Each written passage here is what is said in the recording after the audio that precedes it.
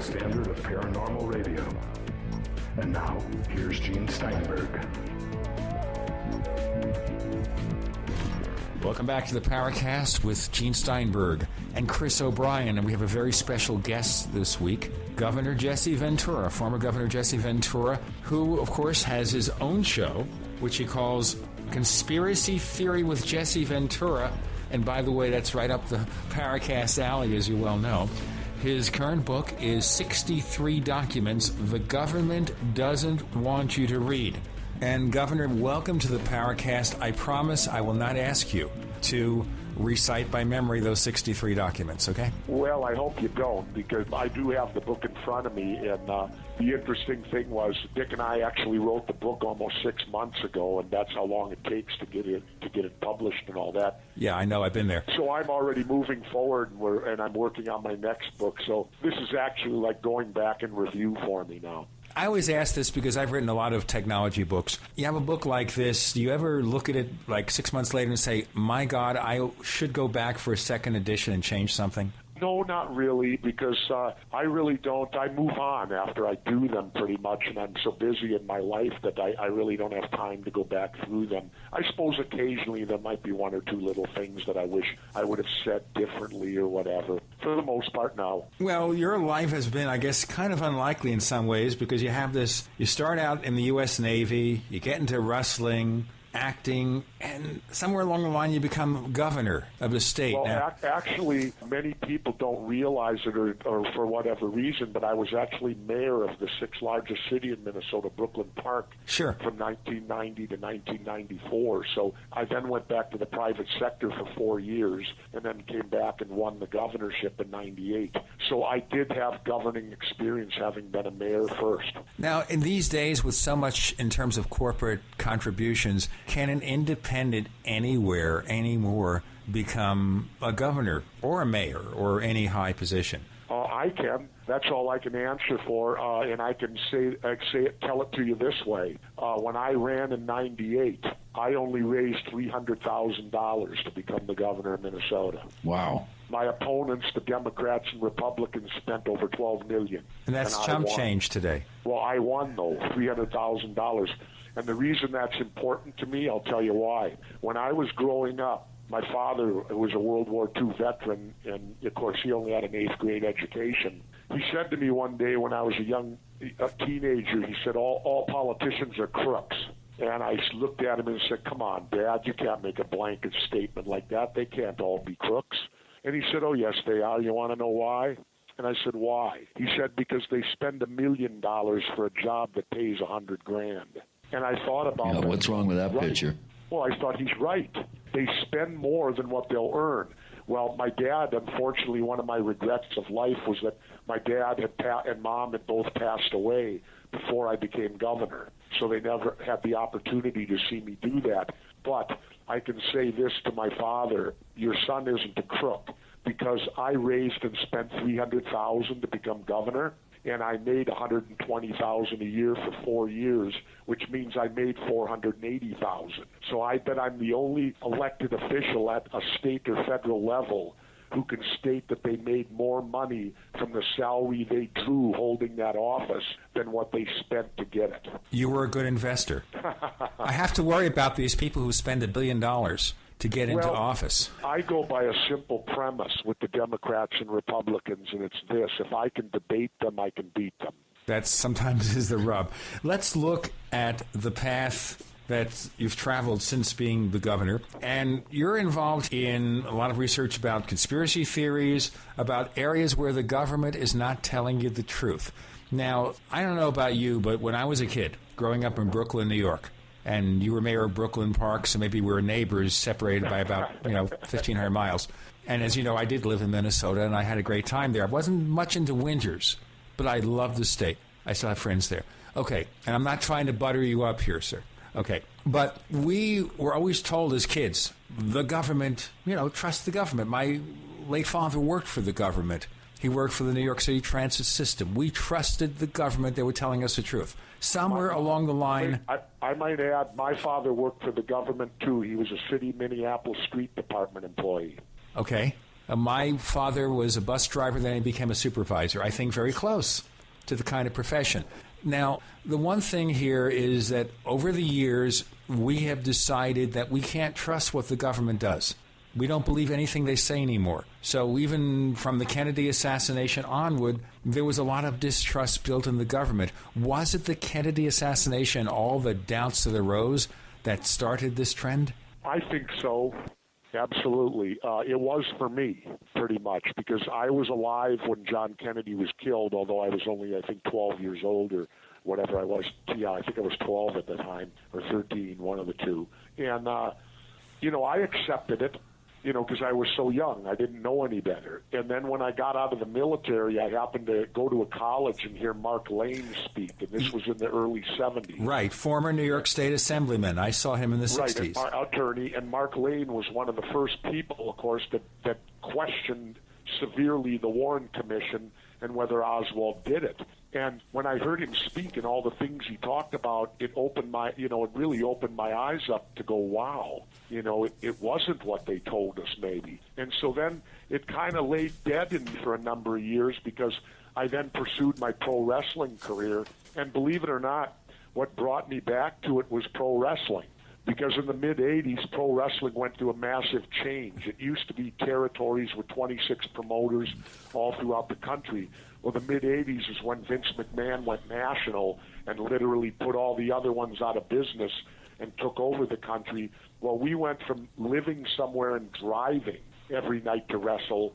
Well, now we were national, so we had to fly everywhere. And that's where the change took place for me, because when I had to fly all the time, it's very boring. And so I started then reading every book I could on the murder of John Kennedy. And so I studied it for probably well over 25 years before I got involved in, conspiracy theory and all the stuff today. I remember Mark Lane telling us how the rifle, this Italian rifle that Lee Harvey Oswald used, couldn't possibly have been used to do this because you can't fire the thing accurately enough, fast enough. I'm not a hunter. I don't play one on TV. I know nothing about guns, but the illustrations he presented were very compelling to me. Well, I can back that up because in my show last year on conspiracy theory, we reconstructed the whole thing, and we didn't even have moving targets. We measured it off with not moving targets, the exact distance that the Warren Commission said the shots were fired at, and I went up into a thing that put me the exact height of the supposed nest that Oswald fired from the book depository, and I am a shooter. I'm a former Navy SEAL. I qualified expert in both pistol and rifle, and because I'm older, I can tell you this also. As governor of Minnesota, I went up to Camp Ripley in Minnesota and fired the M16 and still qualified as an expert, which is 2 levels higher than what Lee Harvey Oswald was.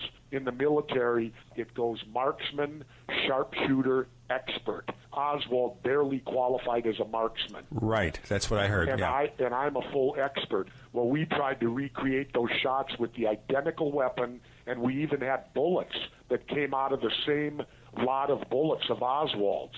You cannot work the bolt fast enough. The fastest I could work the bolt and get 3 shots off with literally hardly any accuracy was slightly over 8 seconds. And they're saying Oswald did it in 6 and had the type of accuracy with his second and third shot. That's ridiculous because, first of all, your first shot would be the most accurate. That's the one where you're going to exhale, you can take your time, the bullet's already chambered, then you fire it. Well, then when you work the bolt, it takes you totally off target, and you have to get back on target. And we have the identical sight, telescopic sight, that Oswald had on his weapon. Governor, let's pursue this in our next segment because this is really getting fascinating. I want to understand this more because I'm speaking to somebody who doesn't know anything about shooting. Governor Jesse Ventura joining us. The book is 63 documents the government doesn't want you to read. We're starting out with the Kennedy assassination. The co-host is Chris O'Brien. I'm Gene Steinberg. You're in the Paracast.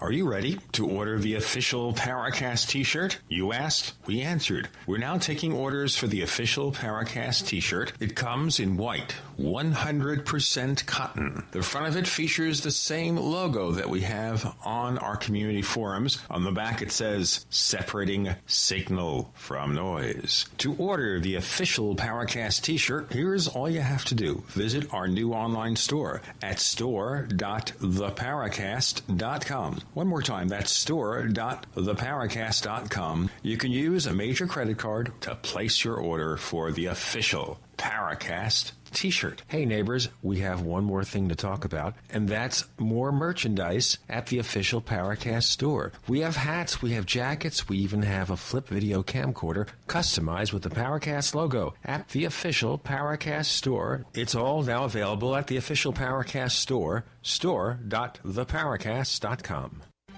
Gold isn't for you? Ted Anderson, president of Midas Resources, one of the world's premier gold and precious metal investing firms. I get it. You wouldn't buy gold if you believed that the government is doing a great job, that the Fed will stop handing out trillions of dollars like bailout candy, that Social Security would be there for you. That's not what's happening. You might even pass on gold if the stimulus package wouldn't fuel inflation, or that the dollar wouldn't lose value, or that your retirement would be secure. If all looks rosy to you, then now is not the time to buy gold. For the realist, there have never been more sobering reasons to diversify with gold. Since 2001, the U.S. dollar index has tanked 30% while gold has risen 300%. Right now, savvy investors are adding gold to their portfolios. You should too. Find out what they know. Call us and I'll send you 10 reasons why gold will do very well, free. 800-686-2237. 800-686-2237. That's 800-686-2237. This is an urgent message. Urgent if you care about feeding your family. S510 has passed through Congress and will make the sale of heirloom seeds difficult. Prices of non-GMO seeds are skyrocketing and may be hard to afford in the future, if you can even find them. As the economy continues to decline, this will make the heirloom seeds worth their weight in gold and one of the best barter tools available. When food supplies eventually run out, your solution is to grow your own food and barter tool. Now, for a short time, GetSeeds.net offers 100 packets of heirloom non-GMO vegetable seeds for only $59. Pay with 2 ounces of pure silver or just $59. The best price on the net for high-quality seeds. Our GetSeeds.net seeds are open pollinated vegetable seeds sealed in a Mylar bag for long-term storage. Bulk pricing available, so get seeds while you still can at GetSeeds.net or call toll-free 877-341-4769. That's 877-341-4769. Before you throw away your used batteries, you need to listen to this. Now, going green can save money. Go green and save money by giving life to your used batteries by charging them with the Renaissance Charger. The Renaissance Charger uses a new revolutionary battery charging technology that effectively extends the life of new batteries and gives new life to used batteries. Invented by legendary audio genius John Bedini, this unique and patented charging system rejuvenates the electrochemical plate structure in the battery without additives, increasing capacity and maintaining cell integrity. Renaissance Charge offers a full line of products made in the USA for all types and sizes of batteries. Find out why our customers tell us the Renaissance Charger is the only battery charger they will ever use. Save your money. Save the environment. Visit us online at r-charge.com. That's r-charge.com or call us at 208-772-4514. That's 208-772-4514. Be a part of the revolution today. The GCN Radio Network, providing the world with hard-hitting talk radio. GCN. Great talk radio starts here. We want to hear from you. If you have a comment or question about the Paracast, send it to news@theparacast.com. That's news@theparacast.com. And don't forget to visit our famous Paracast community forums at forum.theparacast.com. Get in on all the action at forum.theparacast.com. We return. Governor Jesse Ventura. He was governor of Minnesota, as you know, and the book with Dick Russell is called 63 Documents the Government Doesn't Want You to Read. And we're starting with the Kennedy assassination. And the governor is telling us here, as an expert, and remember, Lee Harvey Oswald was a marksman 2 levels beneath that, as an expert, he couldn't do. He couldn't duplicate the shot. You can spend all the time in the world to get the first shot, the most accurate, but this is also a kind of a clumsy weapon, isn't it? Oh, very clumsy. And the telescopic sight was so small, it was like a thin cigar. And you really couldn't even see the crosshairs. All I could do when I saw the target is squeeze and pull, because you didn't have time to even figure out where the crosshairs were, you know. And now I went through and I shot 3 shots 4 times. So I shot a total of 12 shots. We did it 4 times. I did score 1 headshot out of the 12. But again, I couldn't work the bolts as fast as they claim Oswald did. And then, of course, they claim the first shot, well, they don't claim. His first shot missed. The second shot was the magic bullet. And the third shot was the headshot, according to our government. Well, then to show that the first shot would be the most accurate, on the 4th time around, I told everyone, okay, with the first shot, I'm going to kill Jackie, because we had it set up with the people in the car, and Jackie, of course, was to the left of the president. But I wanted to show that. Well, the first shot, I shot Jackie right between the shoulder blades, because that's the shot you could truly set up for and do. And then, of course, because the first shot with Oswald had allegedly missed. Well, it didn't allegedly, it did miss, you know, because it injured Mr. Teague, who was under the overpass. That's why they had to account for it. See, originally the Warren Commission was going to say the first shot hit Kennedy, the second shot hit Connally, and then the third shot was the headshot. But unfortunately, there was this shot that hit the curb and injured this man, Mr. Teague, so that's why they had to go back and create the magic bullet. Right. This is the bullet that does all sorts of things that are almost paranormal. Bouncing and weaving and bobbing. Sure. Did. Right. Now, the question I would have, and Chris is going to chime in with some, the question I've always had is, this is so compelling. I've always been, since Mark Lane, changed my life in terms of my belief systems. I read the book Rush to Judgment over a couple of times, I think, when it came out. The thing I didn't understand here, and I still don't understand, is why pick this guy? I mean, who did this, and why would they pin it on this Schlemiel, because he had no great achievements in his life? Well, first of all, you need to understand that Oswald did have more achievements in his life that they let on. Lee Oswald was a government agent. There's a book out now by Judith Ferry Baker, who lives in Europe. She refuses to come to the United States for fear yet, but she was Oswald's mistress in New Orleans. And when Oswald worked prior to going to Dallas, when he worked at the Riley Coffee Shop in New Orleans, or the coffee company in New Orleans, she worked there with him, and her job was to punch in his time card every day to make it look like he worked there, when the reality was he was working as an agent for our government. And in her book, you even see the time cards with her initials on the bottom of Lee Harvey Oswald's time cards, because the Riley Coffee Cup or coffee business in New Orleans was well known to be a front for the CIA. And the other reason you know it is because when Oswald went to and defected to Russia, he defected there and said he was renouncing his citizenship, and then when he came back, he had a Russian wife, and the United States government let him back into the country. Now, he should have been charged as a traitor right there. And yet the U.S. government actually paid for his transportation from Russia back to the U.S. Now, that's a good question here. If he's in the CIA, does he have to be a good shooter? No, absolutely not. No. You don't have to necessarily be a good shooter to be in the CIA or anything. That a great deal of work like that can simply be intelligence gathering, or being what I believe Oswald was involved in a false defector program, because they had a program of false defectors that they would send to defect to the Soviet Union, in which to gather intelligence or whatever. And what was interesting was, while Oswald was in the Soviet Union, when he was in the Army or the Marines, he was stationed at Atsugi, Japan, which was the home base of the U-2 spy planes. Well, it was ironic that when Francis Gary Powers was shot down over Russia, Oswald was actually there at the time. Or he wasn't shot down, but when his plane came down. So many people believe that Oswald gave the information to allow the Russians to do that. You might say, well, why would he do that? Well, there was an element in our country at the time, Eisenhower was going to meet with the Soviets and all that, and hopefully iron things out. And then, of course, when that happened and the U-2 spy plane was caught over Russia, it stopped all those meetings and all that. And I think people in places wanted that to happen so that the Cold War would continue. The military-industrial complex? Sure, probably. Okay, so let's go into the picture. We have Oswald, who's a government agent. So why do you set him up as a fall guy? Why do you... Well, you have to. Sure. Nobody in a coup d'etat, the people are not going to accept. They're going to need someone to blame. You've got to have someone who takes the fall, because it has to, and that's what they did.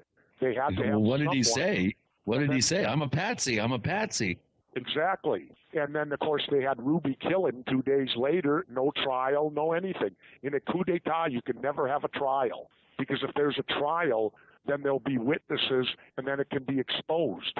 You can never have a trial. And so that's why they killed him. And what's interesting about Jack Ruby, the police officer that had Ruby after he shot Oswald, Ruby was taken up and he was actually stuck into the cell that Oswald had previously occupied, because if you recall that day, they were moving Oswald from one jail to another, and that's when Ruby killed him. Well, this police officer, if you read about him, he stated that when Ruby got into the cell, he was sweating profusely, he was extremely nervous, and he asked the cop, and they all knew Jack Ruby, the Dallas police. Jack Ruby asked the cop for a cigarette. Well, about 40 minutes later, this police officer, word came back, Oswald was dead. He walked back to Ruby and said, well, Jack, it's bad news. Oswald's dead. You're going to face, first-degree murder now. Do you know what he said Ruby's reaction was? Ruby became completely calm at that point. He didn't sweat anymore. And when the cop said, Jack, would you like another cigarette? He said, no, thanks, I don't smoke. So he expected this to happen. He expected this. Well, no, why would you become more calm knowing that you're going to face first-degree murder? And in Texas, I believe they have capital punishment, which means he could be put to death. Why would you become more calm? Well, only if it was a setup. He was basically hired to do that. That was his job. And he knew he had to be successful, or obviously there would have been some other type of repercussions to him, his family, or whatever. Who knows? But his whole actions were totally out of character. Who's in character is none other than former Governor Jesse Ventura. The book written with Dick Russell is 63 documents the government doesn't want you to read. We have lots more to go, neighbors. The co-host is Chris O'Brien. I'm Gene Steinberg. You're in the Paracast.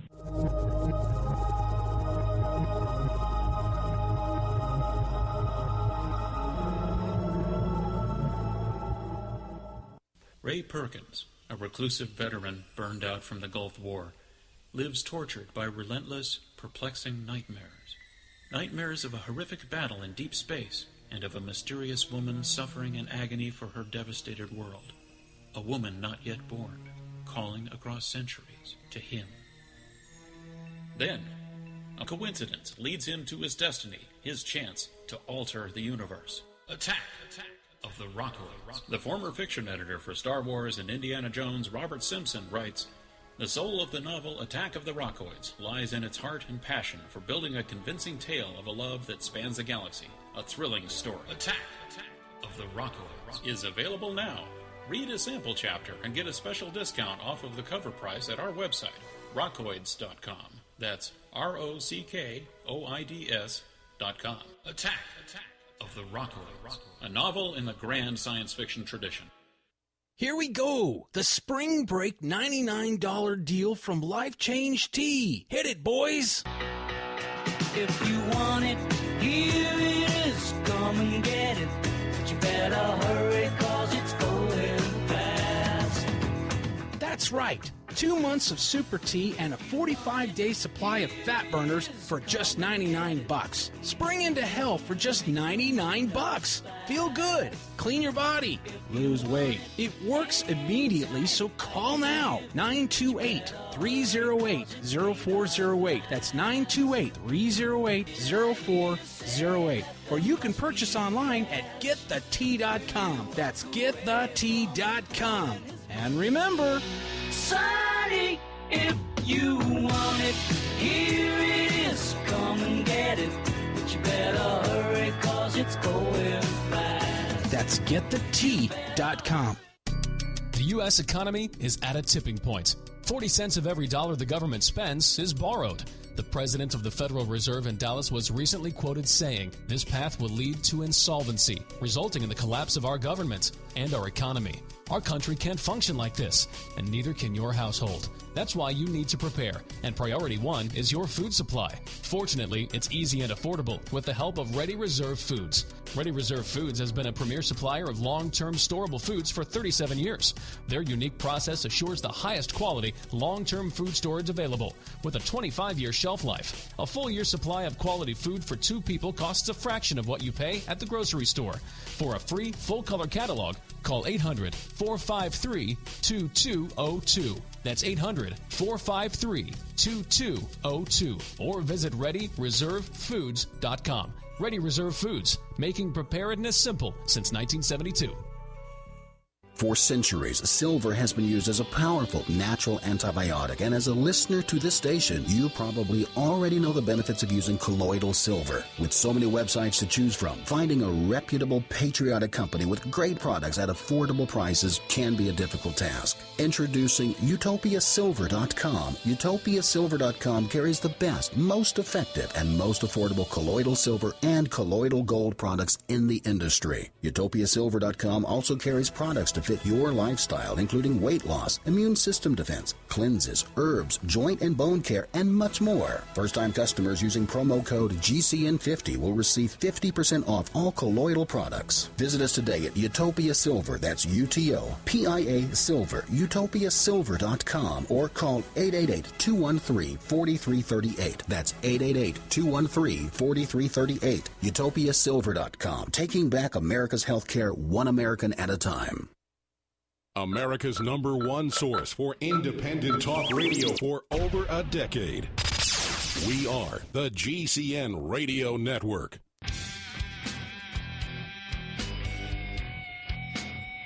This is Kurt Sutherland, the author of UFO Mysteries, and you're listening to the Paracast.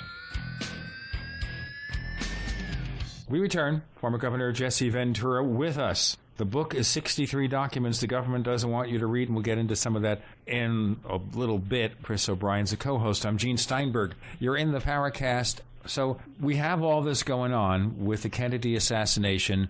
So who benefits and why would there be a cover-up? Who are the guilty parties? Well, the guilty parties, if you watched my TV show this fall, Conspiracy Theory, we got a confession. And E. Howard Hunt of Watergate, of the CIA, he did a deathbed confession to his son, St. John. We had an audio, visual, and written confession. Hunt said that the CIA killed him. He said he was part of it, but on the fringes of it.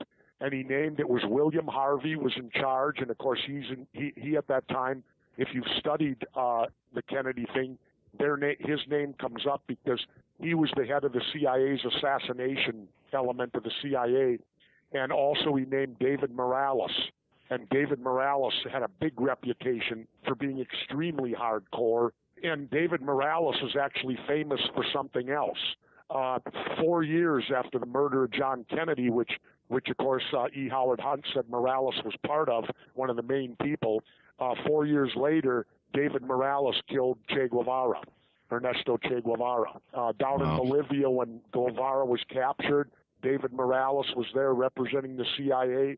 They put Guevara up against a wall and shot him dead with no trial or nothing. Okay, so now that Kennedy is dead, again, trying to understand here, E. Howard Hunt, if he did it. Howard Hunt didn't do it. He just knew of it. He knew the operation. Okay, but he had guilty knowledge, as they say. Okay, sure. So who is benefiting other than, of course, Lyndon Johnson, which is one of the theories out there? Lyndon Johnson benefited greatly. So did the military-industrial complex because there would have been no Vietnam War had Kennedy lived. So we ended up with the Vietnam War.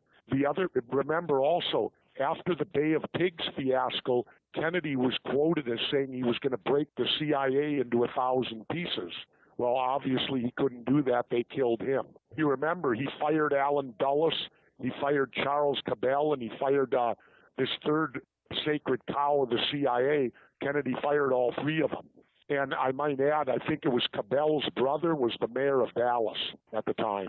Okay, and the other thing here, of course, is then Bobby Kennedy is shot down. Is that part of the same conspiracy, which happened a few years later? And that's when I was living in Minnesota, by the way, to show you how old I am. Yeah, I don't know, but you can only wonder, that conspiracy theorists will probably feel, I believe that Sirhan was a bit of a Manchurian candidate because he has no memory of doing it. And at that time, of course, the government had the MK Ultra program going where they were trying to create Manchurian candidates, hypnotize characters that would go out and assassinate or fight or soldiers of that ilk or whatever. And, this is all documented, the MK Ultra program, although they destroyed most of the records of it. And then, of course, the other conspiracy theory is with Teddy Kennedy. And that is that he was supposed to die at Chappaquiddick, but unfortunately he didn't. But because he had Mary Jo Kopechne with him, that destroyed him either way. So it was a win-win. Either Teddy would have died, but that certainly made it after the Chappaquiddick that Ted Kennedy couldn't ever run for president because of what happened there. So they essentially destroyed Ted Kennedy too without actually killing him. Okay, and the same forces there, the military-industrial complex? I don't know. Mm-hmm. I have no idea. I don't know. Okay. I haven't gone into those that far, but I'm just telling you what some of the theories are on it. Okay, now as far as Martin Luther King, because it all seemed to happen around the same time within a few years, within this, 5-6 year period. The most unique thing about the King assassination is if you lump it together with the murder of Malcolm X, and if you tie it in with the murder of John Lennon of the Beatles, I'll ask you a question. The murder of Martin Luther King, the murder of Malcolm X, and the murder of John Lennon, what do all three of those murders have in common? There's a common denominator between all three of them. What is it? I'm going to ask you the question, but I want to say something very interesting. And, okay, this is a paranormal show, so let's be paranormal. When John Lennon was shot, that morning, when the announcement first came on the radio, we normally would get up, my wife and I, at a certain point in time for me to go to work.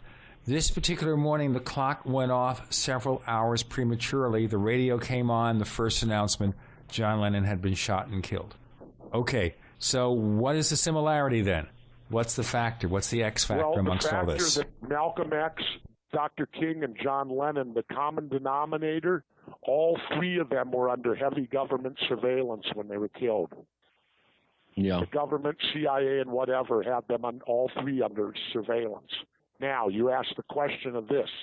If they were under government surveillance, couldn't they have possibly have stopped the killings? Or take the reverse angle, like where I come from, the Navy SEALs. We put people under surveillance so that we can get the best opportunity at being successful when we decide to eliminate them. So why were they under government surveillance like they were? Okay, and I'm only throwing that out there. Yeah. But anyway, go ahead. Well, I want to point out that some of the documents that you have early on in the book do cover this ground, and I must say you are to be commended, and your research personnel should be commended for being able to pull this amazing body of documentation out. And one of the things that I find very compelling is how the repercussions of decisions like this reverberate down through history. Of course, soon after the Kennedy assassination, one of the things that you point out in your book is the Gulf of Tonkin incident, and how this particular kind of it's almost a false flag scenario where you have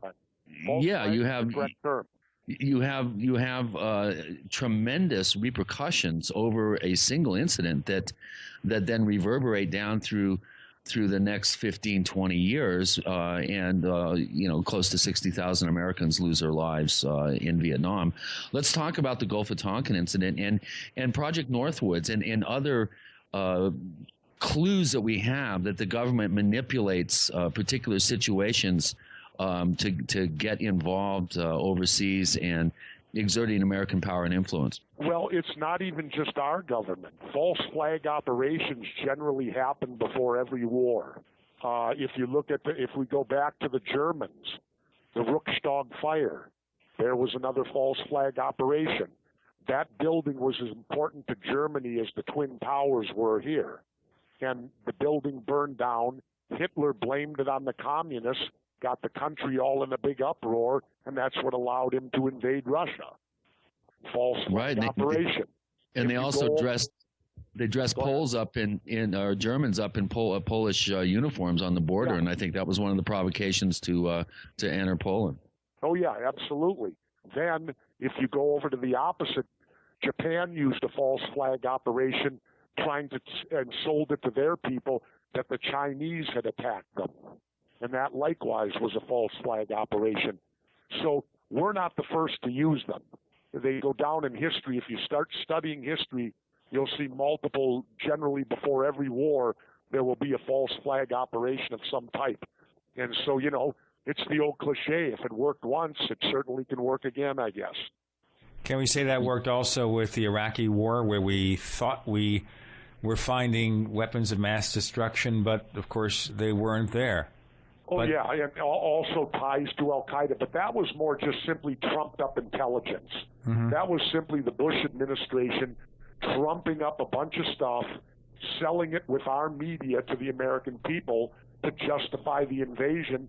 And, of course, then when they got in there was no weapons of mass destruction. There were no ties to al-Qaeda. Do you want to know how I know that they knew that beforehand? I'll ask you that, but I'm going to have to do the break. We have Governor Jesse Ventura.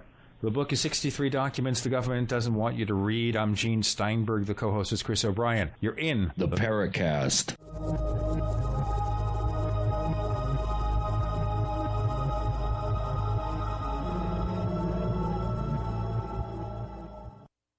Graphic Converter is the image manipulation tool for the rest of us. It does not use any database. You get full control of all your files. Want to view the images of a folder? Drag it into Graphic Converter, and a powerful browser opens up to show your image files. You could use it for slideshows. You could use it to import images from digital cameras or from scanners. Need to do some image editing? You can do that too in Graphic Converter. Also print catalogs. Convert from so many formats I can't even list them. Download now to see if Graphic Converter is good for you, like 1.5 million other users. Guess what? You could save money when you buy Graphic Converter. Use the coupon code Night Owl. Use the coupon code Night Owl to get a special price for Graphic Converter. Go to lemkesoft.com. That's LEMKEsoft.com. Lemkesoft.com. LEMKEsoft.com.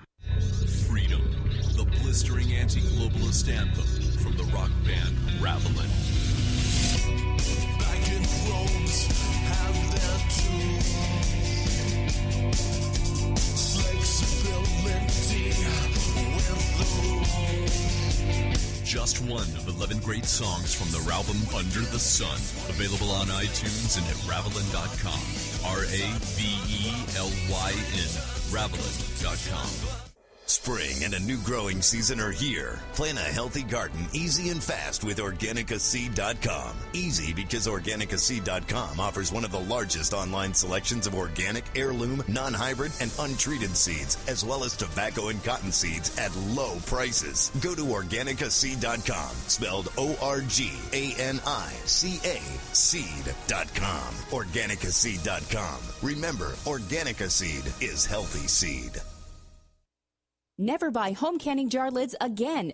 No kidding. When you buy Tadler reusable canning lids once, you'll never buy canning lids ever again. Safely store emergency preparedness foods for years. Traditional metal lids are single-use throwaways containing BPA. But Tadler reusable canning lids are guaranteed to last a lifetime when used as designed for home canning. Tadler lids are made with a USDA and FDA-approved food-grade plastic, safe for direct food contact, and contain no BPA. Tadler lids are dishwasher safe, usable with standard pressure or water bath canning, eliminate food spoilage from acid corrosion, fit standard manufactured mason jars, are indefinitely reusable, and are proudly made in the USA. Place orders at reusablecanninglids.com or call 1-877-747-2793. 877-747-2793. Call 877-747-2793 or go to reusablecanninglids.com. That's reusablecanninglids.com for Tadler reusable canning lids, the original since 1976.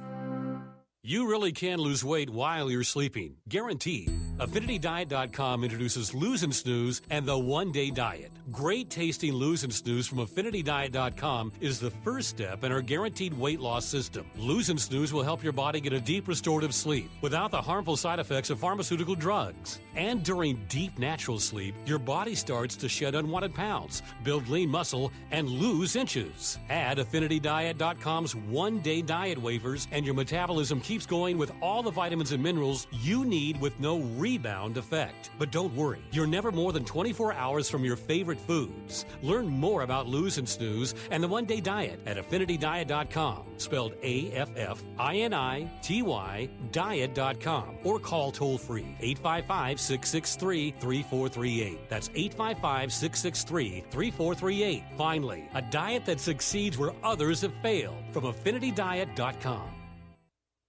Are you tired of searching for great talk radio? Something more important. Search no more. We are the GCN Radio Network. This is Jim Mosley, editor of Saucer Smear, and I'm here to say a good word or two about the Paracast, which I believe is the gold standard of paranormal radio. Listen to it if you can.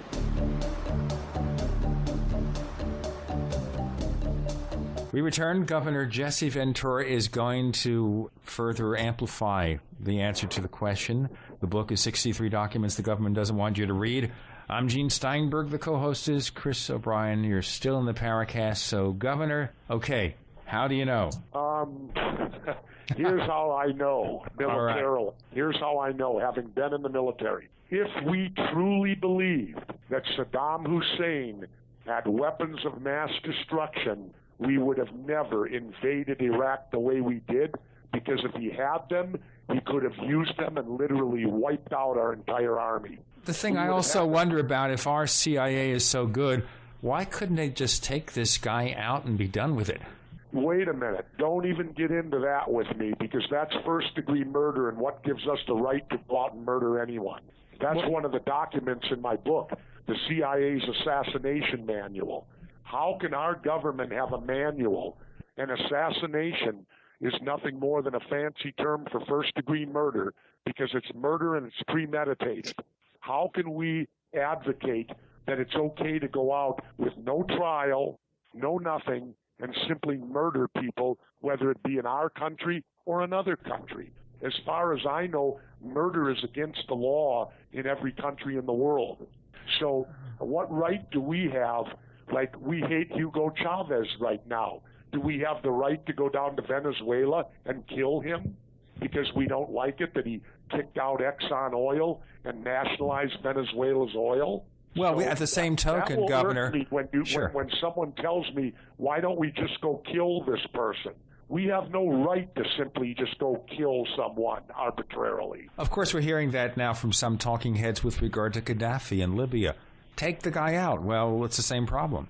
Exactly. Who gives us, who made us God? Who made us the big kahuna?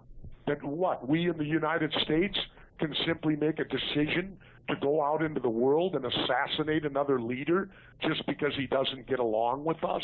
That's our problem, is that we behave in that manner. I live outside the country now for almost half the year, and things have changed. It used to be that the rest of the world looked at the United States as the ray of hope. They looked at us up on a pedestal, meaning, maybe we can get to them. You know what the feeling is now around the world?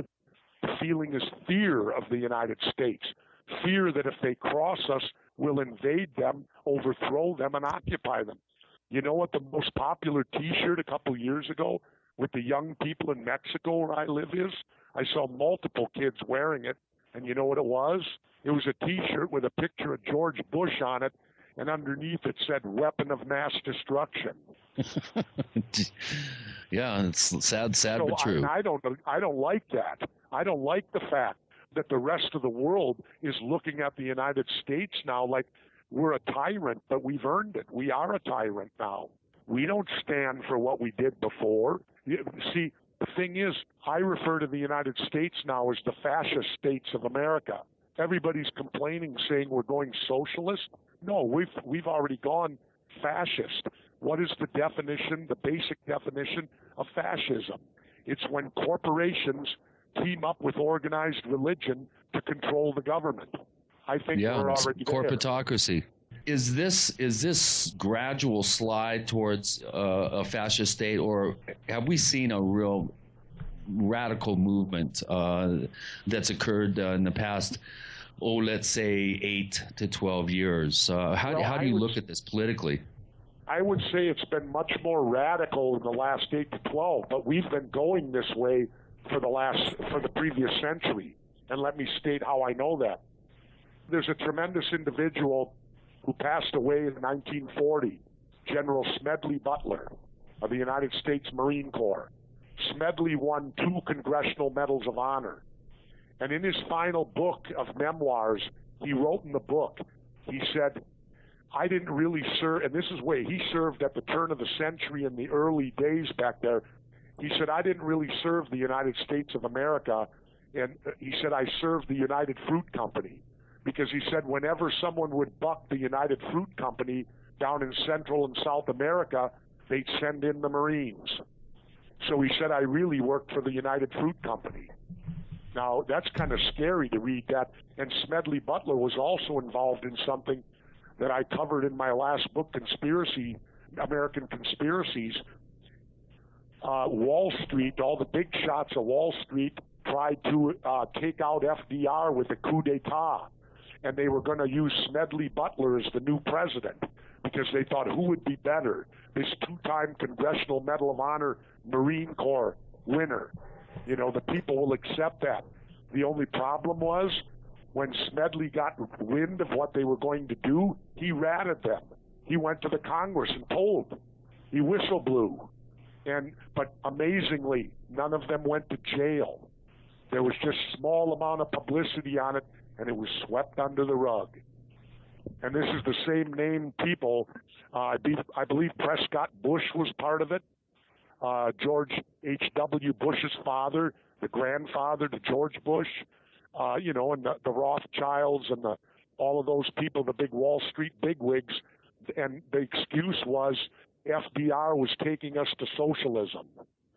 Kind of sounds familiar about what they're saying about Obama, huh?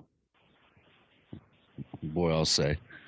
Well, of course, look at Eisenhower's farewell speech when he warned us against the emerging power of the military-industrial complex. And what do we have here? We have, just multi-trillion-dollar amounts that are being spent on weapons of mass destruction, warfare, new development of exotic technologies. We're the most aggressive country in the world. I mean, what other countries involved in 3 wars but us? You don't see China getting involved in this nonsense, do you? No. Yeah, and China's becoming the economic power of the world. They probably are already. They are the economic power of the world. We are following the exact road of the Roman Empire. If you go back and study the fall of the Roman Empire, that's exactly where the United States is heading. Because that's what happened to Rome. They got involved in all these wars around the world, and it bankrupted them. And that's exactly what it's doing to us. It's bankrupting us. See, I have a solution. You know what it is? If we decide to go to war, they should implement immediately a war tax to pay for it. A tax should go up. That way, everyone in this country feels some pain. And that way, we pay for the wars instead of putting it on the national debt, which is what we're doing now. Well, and John Rangold and his idea of reinstituting the draft would also be a similar solution, too, because if everybody had to set... Yeah, well, and I'll state this. I'm a Vietnam vet, and when I got back, I worked in the Stop the Draft movement and helped stop it. But today I believe that was a mistake because I believe if we didn't have a professional military, we wouldn't be getting involved in all these wars. because the general public of the United States kind of shrugs it off now and goes, well, they all volunteered, that's their job. See, but if you have a draft, that means they're going to take little Johnny from the neighborhood, and, you know, a year later, when little Johnny comes home in a body bag, well, that upsets the neighborhood then, doesn't it? Yes, it does. I had to see that happen in growing up with fathers and brothers. I agree. They should bring the draft back. Okay, it's you and me, Jesse. No, it's not. No, actually, what happened here is I didn't get in. My father didn't. My uncle served in World War II. But right now, if I want to get in, probably I'll join Starfleet. Okay. No one's responding to that, but that's about the best I can do nowadays. I can just beam up. Okay. And that's how it goes. I want to ask you a quick question before we break, which is the ultimate conspiracy, of course, when you get to the paranormal, and this is probably way out of any discussion you want to have, but we can get through it real fast. In looking for documents and stuff, in seeing where the government is hiding things, what about things like UFOs and Roswell and all that stuff? Any interest in any of that?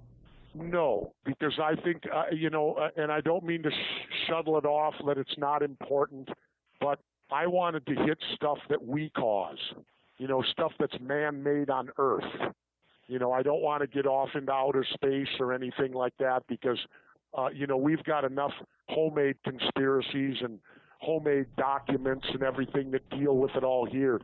And I don't want to get off that track because it's much more difficult, and it shouldn't be, but you then battle credibility. Okay, point taken. By the way, if you want to contact us, send your email, news@theparacast.com. Once again, that's news@theparacast.com, where we read every message we get. Our guest, Jesse Ventura, former governor of Minnesota, the book 63 Documents the Government Doesn't Want You to Read. We have listener questions coming up. I'm Gene Steinberg. The co-host is Chris O'Brien. You're in the Paracast.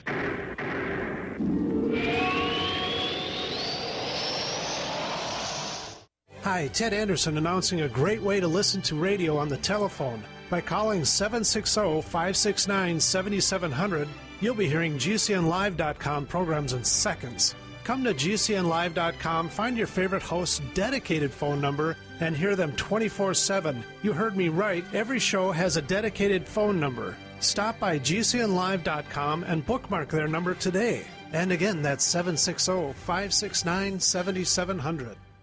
We the people grow cotton, weave fabric, engrave ink, embed strips and fibers to protect from counterfeit and carting to a private bank, having it led back at interest, forcing taxes to service debt. This capitalism, or was Jefferson correct when stating a central bank issuing the public currency is a greater menace to the liberties of the people than a standing army? Ted Anderson, I'm placing a free silver dollar in a book that explains our monetary system. Call for your copy, 800-686-2237. It's time to understand the system. Call 800-686-2237. That's 800-686-2237.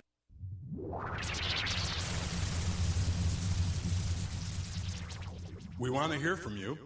If you have a comment or question about the Paracast, send it to news@theparacast.com. That's news@theparacast.com. And if you want to catch up on past episodes, we have hundreds of shows for you to download direct from theparacast.com. That's theparacast.com. Or check us out on iTunes. We return. It's technically hour number 2 of the Paracast with Governor Jesse Ventura. The book, 63 Documents the Government Doesn't Want You to Read. I'm Gene Steinberg, co-host Chris O'Brien. You're in the Paracast. Chris, a lot of questions were asked by our listeners in the Paracast forums at forum.paracast.com. You want to address some of those? Sure.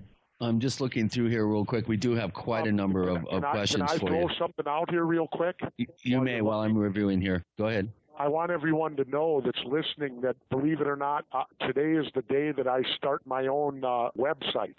And anybody that wants to go to my website, it's www.weaintgotttimetobleed.com. And that is an official Jesse Ventura website where I will be contributing to it probably weekly or whatever. And it's the way people can probably directly communicate with me or know what I'm doing. But again, it's www.weaintgotttimetobleed.com.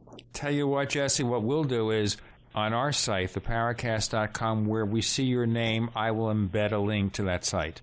so people have an easy way to go there. We ain't got time to bleed.com. That's all you got to put down. Absolutely. Okay, Chris, you got the first question. I do, and it's from one of our posters at the forum.paracast.com. Blowfish asked you, Governor, first of all, he says, thanks for your service, and what are your thoughts on the current Libyan crisis? Well, unfortunately, I live in Mexico, and I live off the grid, and I live an hour from pavement and an hour from electricity. It took me 5 days to find out there was an earthquake in Japan, and it took me 5 days to find out we were now at war in Libya. Libya is kind of a double-edged sword. It's kind of damned if you do, damned if you don't, because you certainly don't want to see some genocide where Gaddafi just destroys and kills all these people and commits murder across his country just to continue on as a dictator. And I can understand, but it needs to require the world community to come in and handle it, not the United States necessarily. We already got 2 wars. Let's let somebody else fight this one. But I can understand the problem because it's, as I said, damned if you do, damned if you don't. It's a no-win situation, really. And unfortunately, that it's that way. You're rocking a hard place. Part of the problem also is people are saying, well, Obama is a pacifist, he's a coward, he's afraid to go to war. Of course, he also increased our involvement in Afghanistan, so there you go. Well, and the whole thing is, what do you do about, Libya? Clearly, we have an interest, and the interest is oil. Libya's got a lot of oil. And so, that's why we'll intervene there, and we didn't in Rwanda. Because poor Rwanda didn't have anything that corporate America needed.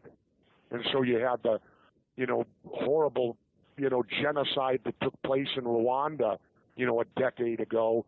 And you certainly wouldn't want to see that happen again. But then again, you also have to understand, to me, democracy has to come from internally within a country. You can't give a country democracy at the point of a gun.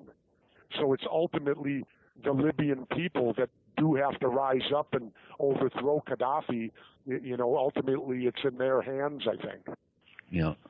It's rocking a hard place, and I'll tell you, I think Barack Obama will be the first Nobel Peace Prize winner that's actually put his finger on and fired 200 cruise missiles. But moving right along, Governor, what are your thoughts on the USA today regarding border control and current threats from transnational terrorism, and as some might suggest, links with drug cartels? Well, I'm biased because I live in Mexico, so I take the side of the Mexicans.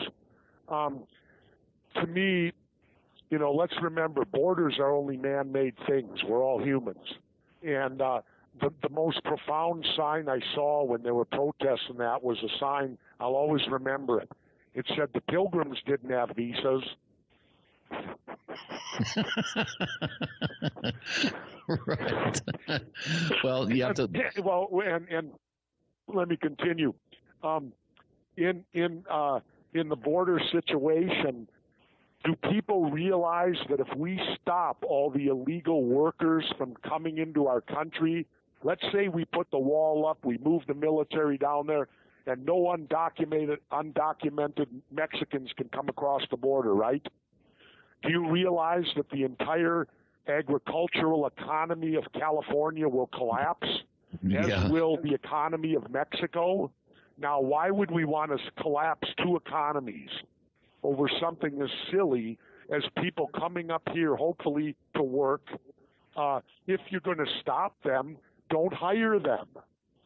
It ultimately lies with us. If an undocumented worker comes up here and doesn't get hired to do anything, well, he's going to go back home then, isn't he?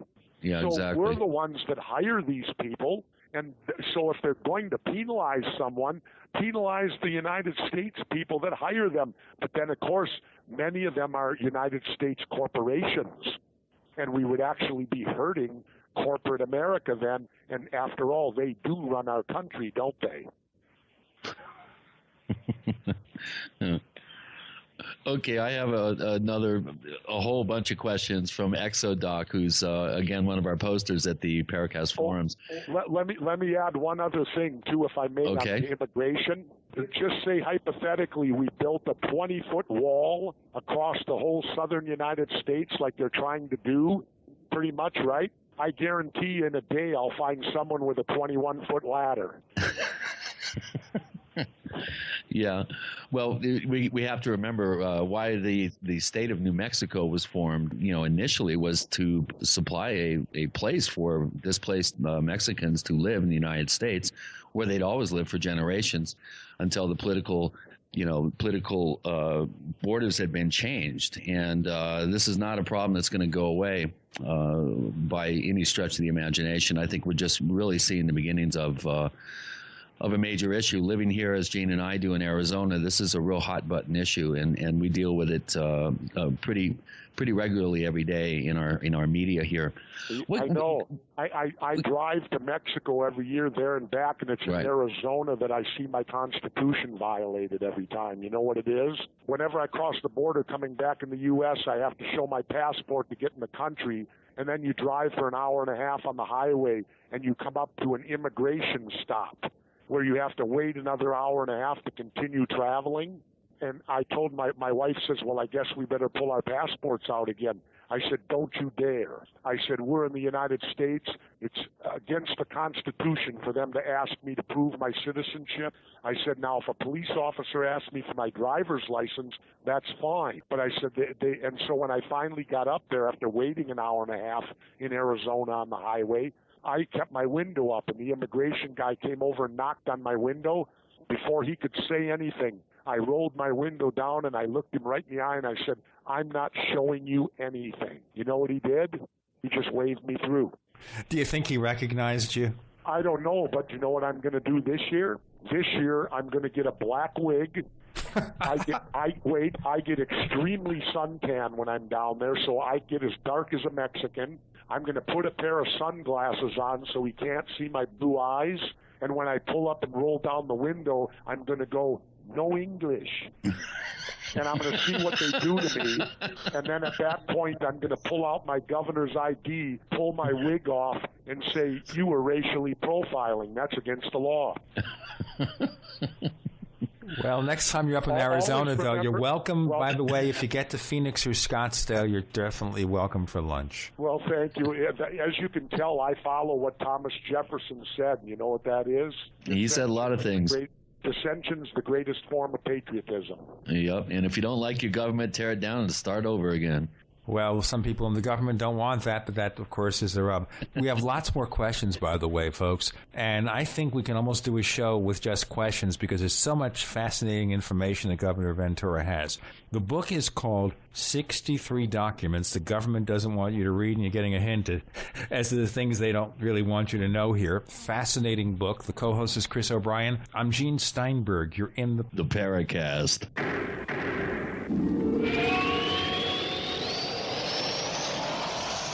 Have you been sitting on a few great domain name ideas but haven't locked them in for yourself? Good. Now you can buy them through the #1 domain name registrar, Namecheap.com, as voted by the top tech blog Lifehacker. Just like the name says, you can buy domains cheap, as low as $2.99. And every new domain comes with WhoisGuard, our special privacy service, free for the first year. Now that you know, it's time to grab those domain names before someone else does. Namecheap.com. Go now. Namecheap.com. Fate magazine provides true reports of the strange and unknown. Keep up with the latest on angels and miracles, psychic phenomena, ghosts, UFOs, life after death, and much, much more. To receive your free issue of Fate magazine, call now at 1-800-728-2730 or visit their website at www.fatemag.com.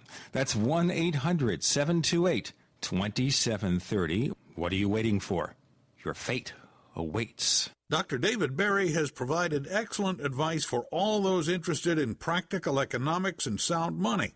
It's certainly worth reading. That's what Congressman Ron Paul said about Cha-Ching Wisdom, 123 Practical Universal Truths About Money, the new book by Dr. David Berry. The cool part of this book, certainly it'll speak to you personally, your life, your lifestyle, your money, your investments, but it also can be generalized into the nation, what's going on as a nation. We do these same things personally that we do as a nation. Dr. Berry's book, Cha-Ching Wisdom, Wisdom presents many facets of your relationship with the once almighty dollar and how current national and international politics affect your daily life. Some of the other things are about that. They're not just economic, they're philosophical. There's psychology involved in this book. There's philosophy involved in this book. Read Cha-Ching Wisdom by Dr. David Barry, only $9.95, available at chachingwisdom.com. That's CHACHING wisdom.com. chachingwisdom.com.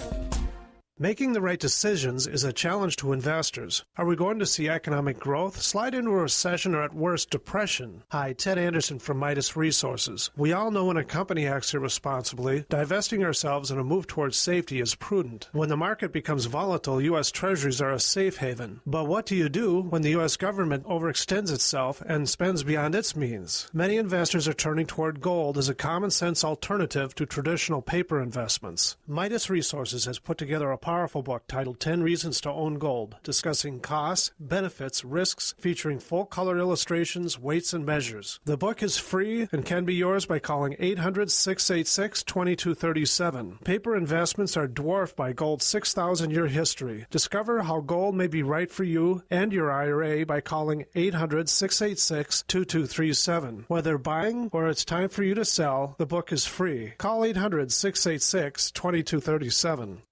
The food storage industry leader has done it again. Introducing FDG Clubs and Survival Bucks from the Freeze Dry Guy. For over 39 years, the Freeze Dry Guy has served various government agencies and the private sector with the finest in storable foods and emergency rations. If you've wanted to build emergency food supplies but couldn't afford it, now you can. Go to freezedryguy.com, click on products, and look for the Freeze Dry Guy Clubs to pay as you go. Now you can build food storage without going into debt. Choose from a payment range of $95 to $450 per month. Our clubs work with everyone's budget. Plus, when you join Freeze Dry Guy Clubs, you'll get additional rewards. For example, this month, get 10% back in Survival Bucks on all purchases in the Freeze Dry Guy product line, plus free shipping within the lower 48 states on any order amount. Hurry, go to freezedryguy.com or call 866-404-3663. That's freezedryguy.com or call 866-404-3663. The Freeze Dry Guy, the best you can buy. The GCN Radio Network, providing the world with hard-hitting talk radio. GCN. Great talk radio starts here. This is Jacques Vallée. You're listening to the Paracast, the gold standard of paranormal radio. The book is called 63 Documents the Government Doesn't Want You to Read. Governor Jesse Ventura joining us, and he's on the book tour. So right now, probably his hand is aching with the telephone, and we're happy to have him on and listening. We have all these questions from our audience. Chris, go ahead, please. Let's lighten it up here a little bit. This is from Pixel Smith, one of our longtime posters here at the Paracast. And he wants to know, did you ever get up to your family cabin much anymore? And if you met your wife at one of the peace rallies you used to attend? No, I did not meet my wife at a peace rally. Actually, no, I don't get up to my parents' cabin much anymore in Minnesota. I do still own it, but I've kind of turned it over to my son-in-law and my daughter. So it's third generation now. They go up there every weekend in the summer, but I live on a lake now in Minnesota, so I don't need to go to that cabin. But my son-in-law and my daughter go up there every weekend during the summer. It's kind of their place now. Okay, here's another question from Pixel Smith. And going through your bio, and doing a little bit of research on your background, I didn't know that you were actually a Mongol, that you were a color-wearing Mongol. And the question is, how long were you a Mongol, and do you still have your colors and your Harley? I became a full-patch Mongol when I was just getting out of the United States Navy. In fact, I had a couple months to go. I used to leave the base and put my colors on. I'd already had 2 tours overseas, and they knew I was getting out, so they didn't really bother with it. I didn't ride with the Mongols very long because I wanted to attempt to go play professional football later, and I knew I had to go to college. But, of course, I didn't go into football. I eventually went into pro wrestling. But I did rise to Sergeant-at-Arms of the South Bay chapter. When I won governor, governor, a few of the Mongols actually contacted me to congratulate me years later. And yes, I do still have my colors, because that's up to your president. And the president at the time of my chapter was James Fatman Rivera. And when I left, Fat Man told me, you earned those colors, keep them. And so, yes, I do still have my colors. And in fact, a funny story, when I got out of office as governor, I was so well recognized and all that I didn't want to be. So I grew the beard when I taught at Harvard. And then I had it shaved down to where it looked like Johnny Depp with Captain Jack Sparrow, you know, with the beads in it and all that. And then I went down and I had them put dreadlocks in my hair all the way to my shoulders. So I had shoulder-length dreadlocks, and I would ride around Minnesota flying my Mongol colors on my bike, and nobody knew that there goes the governor. The only way that you'll know is on my bike now, my license plate says 38-GOV, because I'm the 38th governor of Minnesota. And I have that on my license plate so that when I do fly my colors, that the cops will know that it's just the governor. Don't worry about it. But no, I'm still I'm not an active member. I haven't been for many, many years, but I did run in. I was out in L.A., and I ran into Gio of the Hollywood chapter, who I just met, a young guy, and I basically told him that I still fly my colors occasionally, and he said, don't worry about it. You're a Mongol. Fly them anywhere you want. I think I'm still would be treated in good standing by the club, but they've gotten it's been pretty rough since the war with the Hells Angels, apparently. Yeah. And but there's such a renewed interest now. Of course, everybody, when they get to that certain age, instead of getting a red sports car, it seems like everybody's getting Harleys now. So. Well, I have a bike, again, but unfortunately it's not a Harley. It's a custom chopper. I have an S&S engine, Rolling Thunder frame, RevTech 6 tranny, Arlen Ness front end and primary, and Kiriakin gears and all that stuff. It's a beautiful machine. It's worth about $45,000. Wow. I had one fascinating motorcycle ride in my life over the Brooklyn Bridge with some speed you couldn't imagine. He must have been going 60, 70 miles an hour. So it felt, a little bit, awkward. I wasn't used to motorcycles, but that's just me. Chris, you got more questions. I know that. Well, you kind of touched on this a little bit, Governor, but Exodoc, one of our posters, has 4 questions here. The first one is, what got you interested in conspiracies to begin with? And you kind of touched on it, but other than the Kennedy assassination, what other early conspiracies really piqued your interest and got you involved in becoming as up to speed and doing the research that few people do like you? Yeah, well, it naturally was Kennedy. I was flying around doing all the wrestling, and I'd read anything I could on the murder of Jack Kennedy. And then, of course, that opened the door to start studying Robert Kennedy's murder a little bit more. So I started reading more on Robert's murder. And then the thing that really got me the worst was in 2004 when I was teaching at Harvard, and McNamara came through and was touring right before he died, explaining that the Gulf of Tonkin incident never happened, that it was a false flag operation. And that's what really blew me up on this. I said, that's it. I've had enough of my government lying to me. I've had enough of them lying and causing people to die. And that's what really focused me on going after these so-called conspiracies or whatever they are. And if you notice, the government does nothing but has a conspiracy theory. Take 9/11, for instance. What actual evidence have they ever shown us that Osama bin Laden did it? Oh, boy, we have such a thread of discussions in our forums. Oh, boy. Yeah. Wait, let me add this for a moment. Take your time. Why haven't they indicted him? Why isn't he on the 10 most wanted list of the FBI? Exactly. Well, I know why, because off the record, the FBI said that we don't have enough evidence. Therefore, we attacked Afghanistan. We did all this stuff, but we have no evidence. Well, we don't have enough. That's what tells you that 9/11 was clearly a false flag operation. Sure, but we do know that 9/11 occurred, so what really happened?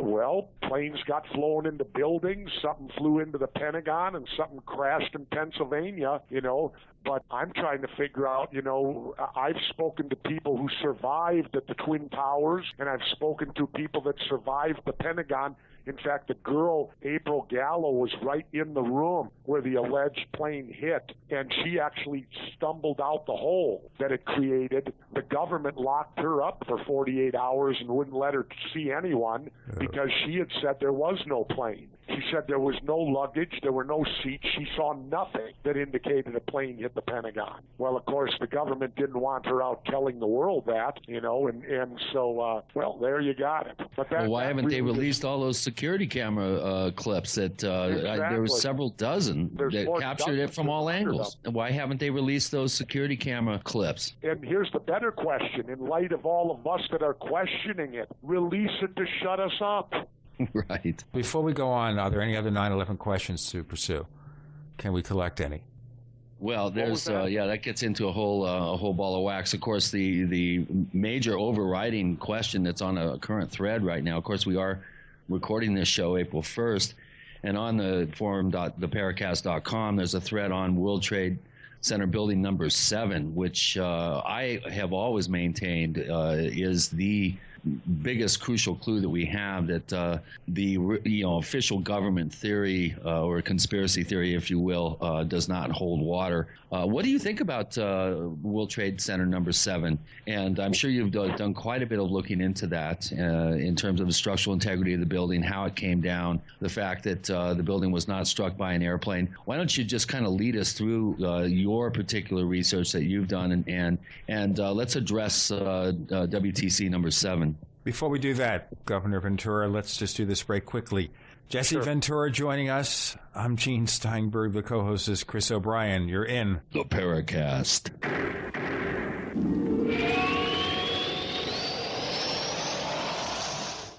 Ray Perkins, a reclusive veteran burned out from the Gulf War, lives tortured by relentless, perplexing nightmares.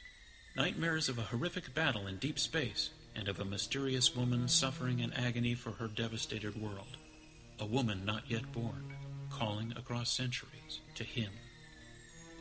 Then, a coincidence leads him to his destiny, his chance to alter the universe. Attack of the Rockoids. The former fiction editor for Star Wars and Indiana Jones, Robert Simpson, writes, "The soul of the novel Attack of the Rockoids lies in its heart and passion for building a convincing tale of a love that spans the galaxy. A thrilling story. Attack of the Rockoids is available now. Read a sample chapter and get a special discount off of the cover price at our website, rockoids.com. That's ROCKOIDS.com. Attack of the Rockoids, a novel in the grand science fiction tradition." Sore throat? Spray that with Dermatol. Diaper rash? Spray that with Dermatol. Ouch! Burn or cut? Spray that with Dermatol for shockingly fast relief. If you had room for only one first aid product in your preparedness kit, you need Dermatol because it works on almost every skin irritation or injury. All natural Dermatol brings amazing relief to burns, cuts, scrapes, bites, boils, shingles, rashes, elderly skin tears, even chronic diabetic ulcers and bed sores. Dermatol is an all-natural, antimicrobial, antiviral, and antifungal wound cleanser that speeds healing with no side effects, is safe for all ages and skin types, and is even safe enough to spray on sore throats or onto sore eyes. Read our many testimonials at dermatol.com, spelled DERMATOL.com. Order online at dermatol.com or call 800-217-6677. That's 800-217-6677. Effective, efficient, economical. Spray it all with Dermatol. The U.S. economy is at a tipping point. 40 cents of every dollar the government spends is borrowed. The president of the Federal Reserve in Dallas was recently quoted saying, "This path will lead to insolvency, resulting in the collapse of our government and our economy. Our country can't function like this, and neither can your household. That's why you need to prepare, and priority one is your food supply. Fortunately, it's easy and affordable with the help of Ready Reserve Foods. Ready Reserve Foods has been a premier supplier of long-term storable foods for 37 years. Their unique process assures the highest quality, long-term food storage available with a 25-year shelf life. A full year supply of quality food for two people costs a fraction of what you pay at the grocery store. For a free, full-color catalog, call 800-453-2202. That's 800-453-2202. Or visit ReadyReserveFoods.com. Ready Reserve Foods, making preparedness simple since 1972.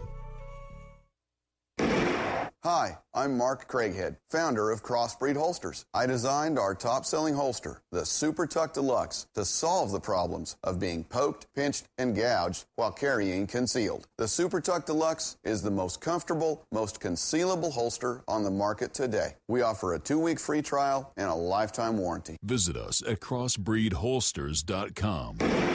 Don't forget, crossbreedholsters.com. Hi, this is Ted Anderson. Have you ever wondered why banks, stockbrokers, investment advisors won't talk about gold IRAs? They've been available since 1986, yet the financial industry won't recognize the value of gold for your retirement. Gold has outperformed paper investments, yet no word about IRAs. If you would like to have gold for your retirement, call 800-686-2237. Don't get left behind by rising inflation and low returns. Call 800-686-2237. Secure your future and call 1-800-686-2237. America's #1 source for independent talk radio for over a decade. We are the GCN Radio Network. You're in the Paracast. You never know what's going to happen next. In his best conspiratorial mode, Chris O'Brien, the co-host, I'm Gene Steinberg. You're in the Paracast with Governor Jesse Ventura. The book is 63 documents the government doesn't want you to read. And the question on the table, World Trade Center number 7. And then I'll tell you my weird experience in the World Trade Center 6 weeks before this happened. Governor? Okay, if you go to my book and you go to document 47, the free fall of Building 7. In that document, NIST, in their official thing that came out in 2008, said that there was between like 10 or 12 or 15 of the floors in their official thing, they said the building fell in total free fall. Now, to not believe that that building was demoed and brought down is ridiculous, because what they're saying there, if they say that it wasn't demoed, then they're defying the laws of Newton's laws of physics. Because when one object, a moving object, hits one that's not moving, they slow down. This building fell and then went into a complete free fall. The only way that you can have a complete free fall is to remove all resistance. So right in their own documents, they're admitting that the building came down with assistance, because it had to, or it defies Newton's laws of physics, and you can't defy the laws of physics. Well, of course, one of the questions that the more conservative people who don't want to look at all the facts, I think, in this particular tragic scenario in American history, one of the main things that they point out is that the building did have damage, 10-floor gash on it, and that that was enough to bring the building down. But I'm sure structural engineers have come forward and said, well, why didn't the building fall sideways? If that was the case, if there was damage on one side, how come it came down virtually in its own footprint? That would be one thing. Well, there's another thing too on the regular buildings. Let me throw this in.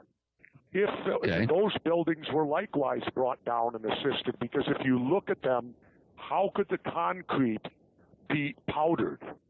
If that building collapsed, it would come down in big chunks, and yet everything was blowing so bad, it was all blowing to dust. What type of energy force does it take? Well, I'll tell you, nanothermite. Right. It's a modern explosive, and it's put on like paint. You paint it on. Now, I have an explosive when it dries. Now, Governor, have you heard the theory that's been bannered about that the World Trade Center was designed and built with demolition capabilities from the get-go, from the very construction process, knowing that they would have to bring those buildings down at some point, that they were actually designed and built with those types of capabilities in place? Have you ever heard that? No, I have not. I have not heard that at all. If that's the case, then the amount of time and effort and energy and cost it would take to actually wire a building for demolition, it would take a minimum of 2 weeks to do that. Now, Wait a minute now. Okay. Construction was a daily occurrence at the World Trade Centers. William Rodriguez, the janitor, told me that. He said construction was a continuous thing there because as tenants would move out, before new ones would come in, they'd redo everything. Now, with nanothermite, all you've got to do is bring in a paint crew and say, here, paint the building, because it comes in buckets and it's put on with brushes. So you could have a paint crew not even knowing that they're putting a high explosive onto the wall. Wow. Because it doesn't become an explosive till it dries. Wow. So that's how simple it could be done. And not only that, you might say, how would you get everything in the building? All you'd have to do is masquerade as a UPS driver, pull up down below to the loading docks, and they'll let you go anywhere in the building to deliver whatever. Security wasn't so good in those days. Absolutely not. The William Rodriguez, the janitor, told me that. He said that all you'd have to do is be the UPS guy, and you could get it, come in with boxes or whatever, and you can get anywhere you want. Come in at night. Just to be maybe a little sarcastic here, should we believe, though, what the janitor says? Should we? He's a hero. Do you know his story? Essentially, yes. William Rodriguez got out of the building and had the only key that would unlock and would unlock the building and bring people in. And he went back in with the first responders, unlocking the floors so they could go in there. He's considered the last man out. When William told me his story, I told him, William, I believe you, but this is so powerful, you have to get someone to collaborate what you're saying. He did. He brought me his boss, Anthony, who told me the identical story up to the point of going back in with the first responders because his boss, Anthony, did not go back in. Chris, we have any more questions about 9/11 before we move on? Yes. It's more of a rather sarcastic comment. This is, again, from Pixelsmith. The greatest thing that came out of 9/11 was discovering that expensive demolition squads are no longer needed to take down a high-rise building in a big city. Simply start a couple of small office fires and wait a couple of hours. The structure will pulverize itself, cut its main support beams, and fall at near free-fall speed neatly into its own footprint. I think that was more of a comment rather than a question. But, well, and I think the person, hey, I agree totally. Let's see a demonstration. Yeah. The next time one of these buildings that they're going to take down in Las Vegas, let's simply light it on fire first and see if the fire brings it down. Yeah, well, no I think building that would be a great experiment. Let's just light a building on fire and see if the building will uniformly collapse. I think the person's right on in what they said right there. But if we look at the conspiracy, for 9/11, again, is this the military-industrial complex doing this to start a war? I don't know. Okay. I think it was the policy of the Bush administration and what they wanted to do. Because let's remember something. It came clear to me why we're in Afghanistan. You know why we're there? Yeah. Well, because... heroin and oil. Well, no. We're there because it was in the paper about 6 months ago. They found mineral resources beyond belief there. I always questioned why the Russians went in there in the 80s. Who ever heard of Afghanistan? But there's mineral resources there where they stated there's a vein of lithium that could be worth $1 trillion. Now, what is lithium? Lithium is used in every cell phone, computer, and soon-to-be electric cars. Right. Because you've got to have lithium batteries. It's in your iPhone, it's in your iPad, it's in everybody's notebook computer. Now, every time I think about all that stuff in Afghanistan, I think about the line that this act said in the movie True Lies with Arnold Schwarzenegger, and he is being filmed, and he says, "You killed our women and our children, and you call us terrorists?" And you wonder about all the history in the 80s and 90s that came back to haunt us. And that film, I'm sure that James Cameron was making a statement when that line was written. I don't know. You'd have to ask him. Sure. Chris, you want to move to another topic, or do we still have 9/11 on the agenda? Let's move on. That's enough 9/11. You got it. What's the next question? Okay. Let's see. While Chris is looking, this is to show you how we do this show. It's so spontaneous, and also because we have so many threads about these various discussions that Chris is going to have to comb through them, all the questions, and see which ones have been touched upon, which ones no longer apply, which ones we can discard, and which ones we can present. In the meantime, about those documents, the book is called 63 Documents the Government Doesn't Want You to Read. And the author is Governor Jesse Ventura, and he's living in Mexico now. And I have to ask about that because I hear all these horror stories about Mexico. It's not safe for anybody. We've told our son not to go down there. He has a lot of Latin friends, and maybe we'll ask about that in our next section.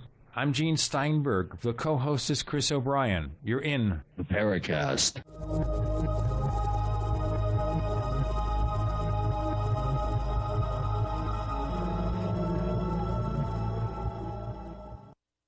Are you ready to order the official Paracast t-shirt? You asked, we answered. We're now taking orders for the official Paracast t-shirt. It comes in white, 100% cotton. The front of it features the same logo that we have on our community forums. On the back it says, separating signal from noise. To order the official Paracast t-shirt, here's all you have to do. Visit our new online store at store.theparacast.com. One more time, that's store.theparacast.com. You can use a major credit card to place your order for the official Paracast t-shirt. Hey neighbors, we have one more thing to talk about, and that's more merchandise at the official Paracast store. We have hats, we have jackets, we even have a flip video camcorder customized with the Paracast logo at the official Paracast store. It's all now available at the official Paracast store, store.theparacast.com. Freedom, the blistering anti-globalist anthem from the rock band Ravelin. Back in robes have their flexibility with the just one of 11 great songs from the album Under the Sun, available on iTunes and at Ravelin.com. RAVELYN, Ravelin.com. Spring and a new growing season are here. Plan a healthy garden easy and fast with OrganicaSeed.com. Easy because OrganicaSeed.com offers one of the largest online selections of organic, heirloom, non-hybrid, and untreated seeds, as well as tobacco and cotton seeds at low prices. Go to OrganicaSeed.com, spelled ORGANICA, seed.com. OrganicaSeed.com. Remember, Organica Seed is healthy seed. We all need to prepare ourselves. You might have the food, water, gold, and silver, but ask yourself, are you truly prepared? That's why you need to visit MaineMilitary.com. MaineMilitary.com carries everything you need. Gas masks, wool blankets, fire starter kits, high-capacity magazines, chemical suits, military surplus items, and much more. Do you own a firearm? MaineMilitary.com has a large selection of pistols and rifles suited for your needs. Are your local stores sold out of ammunition?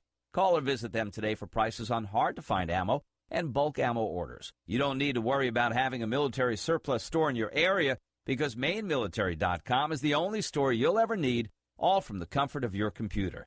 Visit them online today at MaineMilitary.com. That's Maine, like the state, military.com. Or call them at 1-877-608-0179. That's 1-877-608-0179. We all know that Berkey Water Purification Systems are the most trusted name in water filtration. As an authorized Berkey dealer for over 5 years and serving thousands of satisfied customers, the Berkey Guy offers amazing specials for Berkey Water Filtration Systems. The Berkey Light Systems include a set of self-sterilizing and recleanable black purification elements that purify water by removing chlorine, pathogenic bacteria, cysts, and parasites to non-detectable levels and remove harmful chemicals such as herbicides and pesticides. Order the Berkey Light System today, complete with 2 black Berkey elements for only $220. And the Berkey Guy will include 3 Sport Berkey water bottles and ship everything to you free of charge. That's right, 3 Sport Berkey water bottles and free shipping. An $87 value, yours free. Call the Berkey Guy at 1-877-886-3653. That's 1-877-886-3653. Or order online at GoBerkey.com. That's GoBerkey.com. SFIT.com today. Are you tired of searching for great talk radio? Something more important. Search no more. We are the GCN Radio Network. Hi, this is nuclear physicist lecturer Stanton Friedman. You are listening to the Paracast, the gold standard of paranormal radio. We are back with Governor Jesse Ventura, talking about conspiracies, government and otherwise, mostly government. Chris O'Brien's the co-host. I'm Gene Steinberg on the Paracast this week. Chris, you got some more questions? I do. Governor, could you tell us what a non-issue is and why the government and the media love to shout about them? What a what is? A non-issue. A non-issue? In other words, you're always hearing on the news shows, oh, that's a non-issue. I'm not sure. You'd have to ask them. I guess it means something that's ultimately not important to anyone. Yeah, the government and the media does love to shout about them. Okay, I'm just reading them as they're coming up here. What could you tell us what you think the most important issue today facing Americans is? I think the most important issue facing America today is naturally our economy, of getting it righted, hopefully, and restoring the middle class. See, I think it's a direct assault to destroy the middle class, to make the United States like many other countries in the world where you only have rich and poor. And that was always the great thing about the United States, was that you had a solid middle class where, people could live a dream and could raise a family, own a home, and do all those things. So I think the most important issue to the United States is to solidify our economy again. Governor, what's in the future for you, and do you plan on continuing your conspiracy show? Right now we're waiting to hear if we're on for a third season. I have no idea. We're waiting for the go-ahead from True TV. Everything looks positive, but having been in that business, you never believe it until it's happening. Other than that, what's in the future for me? I think, on applying for Mexican citizenship. I'm not giving up my U.S. citizenship, but I think that having dual citizenship would be very good for me personally, because I do go back and forth so often. And then piggybacking on what you said about the fear of living in Mexico, well, I have such fear to live in Mexico that right now I've left my wife for 2 weeks down there all alone, and I have no fear at all for her safety. Now, there is a great deal of problems in Mexico because of the war on drugs, and we could solve those problems in a simple, easy method, legalization, because we're supplying all the weapons to the cartels down there, and there is a tremendous amount of murders at the borders and in certain part of the mainland. But I live in the Baja, and right now, other than Tijuana, the Baja is the most wonderful place, one of the most wonderful places on the planet. But isn't that been the whole story? We didn't learn from Prohibition that if you take something that's popular and you ban it, you make it illegal, you create this underclass of criminals who are going to fill the need. If you don't approve that need, if you don't allow it to happen, somebody who wants to make a buck, and they will provide the service.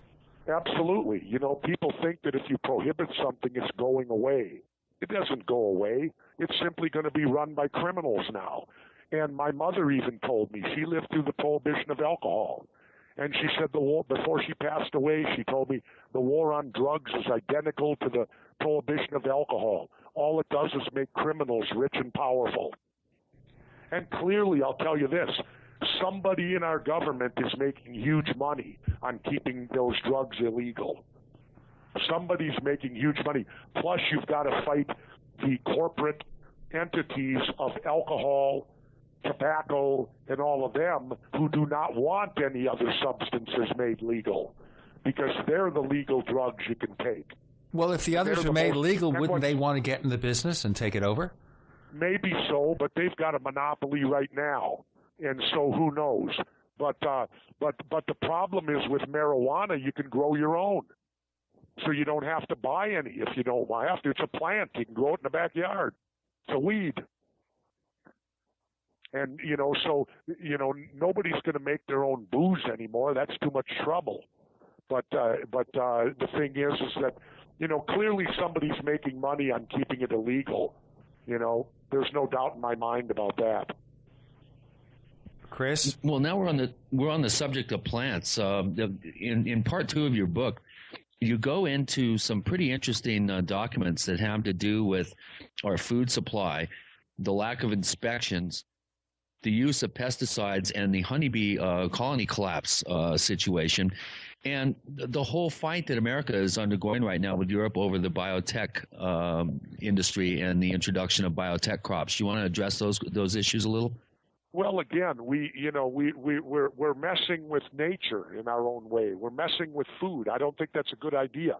I eat much healthier in Mexico than I do here, because in Mexico you got to eat things quick. There's no preservatives. Here in the United States, when you go into the store, everything's got a 30-day shelf life because of preservatives. In fact, look at it from this aspect. The fluoride that they put in water here, right? Well, I guess they figure we can't brush our teeth or nothing. So they put fluoride in the water. Well, do you know what fluoride is the main ingredient of? Prozac.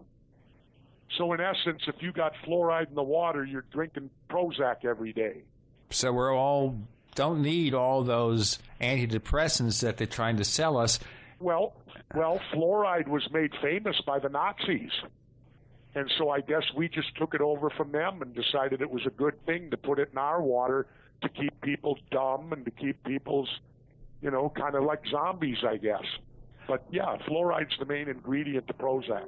Well, there's one thing I wanted to ask about that, too. I was reading in the newspapers of a survey some months back suggesting that for most people, antidepressants don't do a darn thing.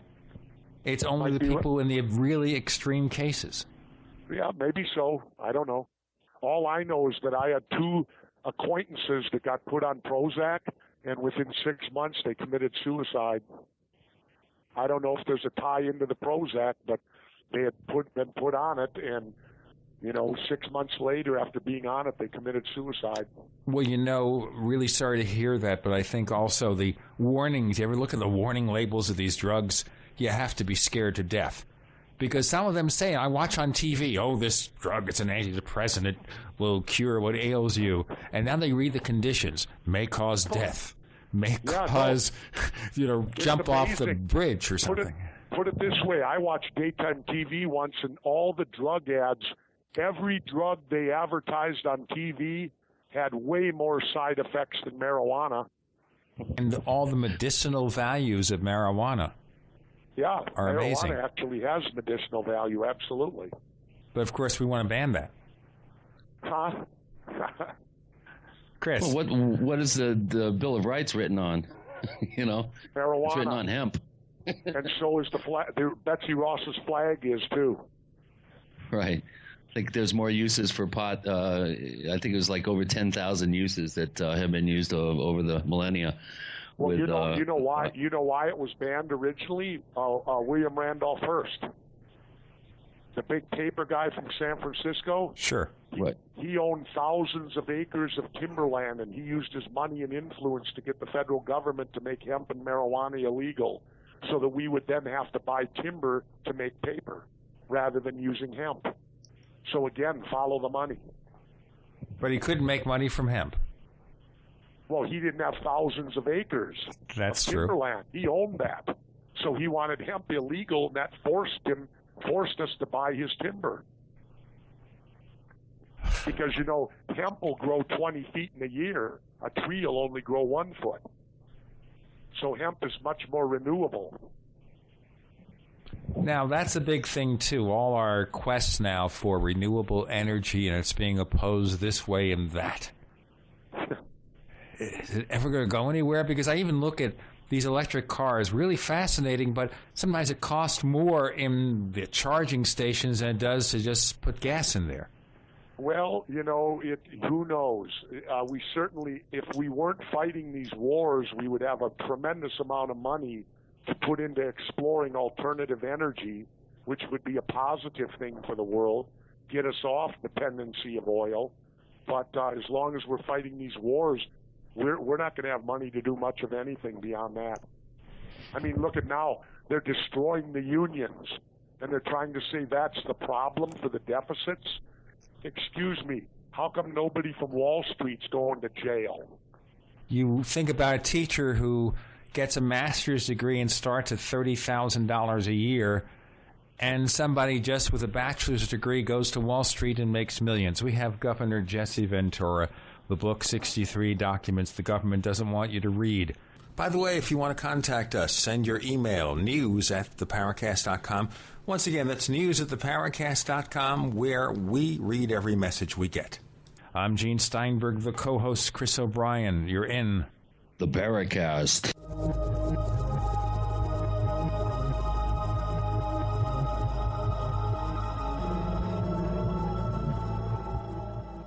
Hi, this is Ted Anderson. If you own an Apple iPhone and love to listen to your favorite programs on GCN, I've got good news for you. I'm proud to announce that GCN has a brand new iPhone app available for our dedicated listeners at GCNlive.com. Listen to your favorite hard-hitting GCN programs live or on demand right on your iPhone. And the best part? The GCN iPhone app can be yours absolutely free. Download the iPhone app today by clicking on the banner at GCNlive.com. Again, that's GCNlive.com. Hi, this is Ted Anderson. Have you ever wondered why banks, stockbrokers, investment advisors won't talk about gold IRAs? They've been available since 1986, yet the financial industry won't recognize the value of gold for your retirement. Gold has outperformed paper investments, yet no word about IRAs. If you would like to have gold for your retirement, call 800-686-2237. Don't get left behind by rising inflation and low returns. Call 800-686-2237. Secure your future and call 1-800-686-2237.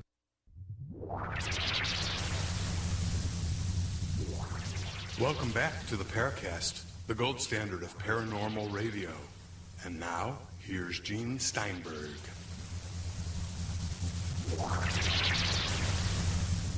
Returning the last few segments with Governor Jesse Ventura, who has graciously agreed to stay with us for the show. We're talking right now about why things might be illegal, that who benefits from things that ought to be legal, about kind of this dichotomy here where people on Wall Street make millions, but the teachers we depend upon to teach our youth, to prepare them for the future, we give them a virtual pittance. People who go out in the street as policemen, policewomen, they go out there, law enforcement officers, taking their lives in their hands, and they get these incredibly low salaries.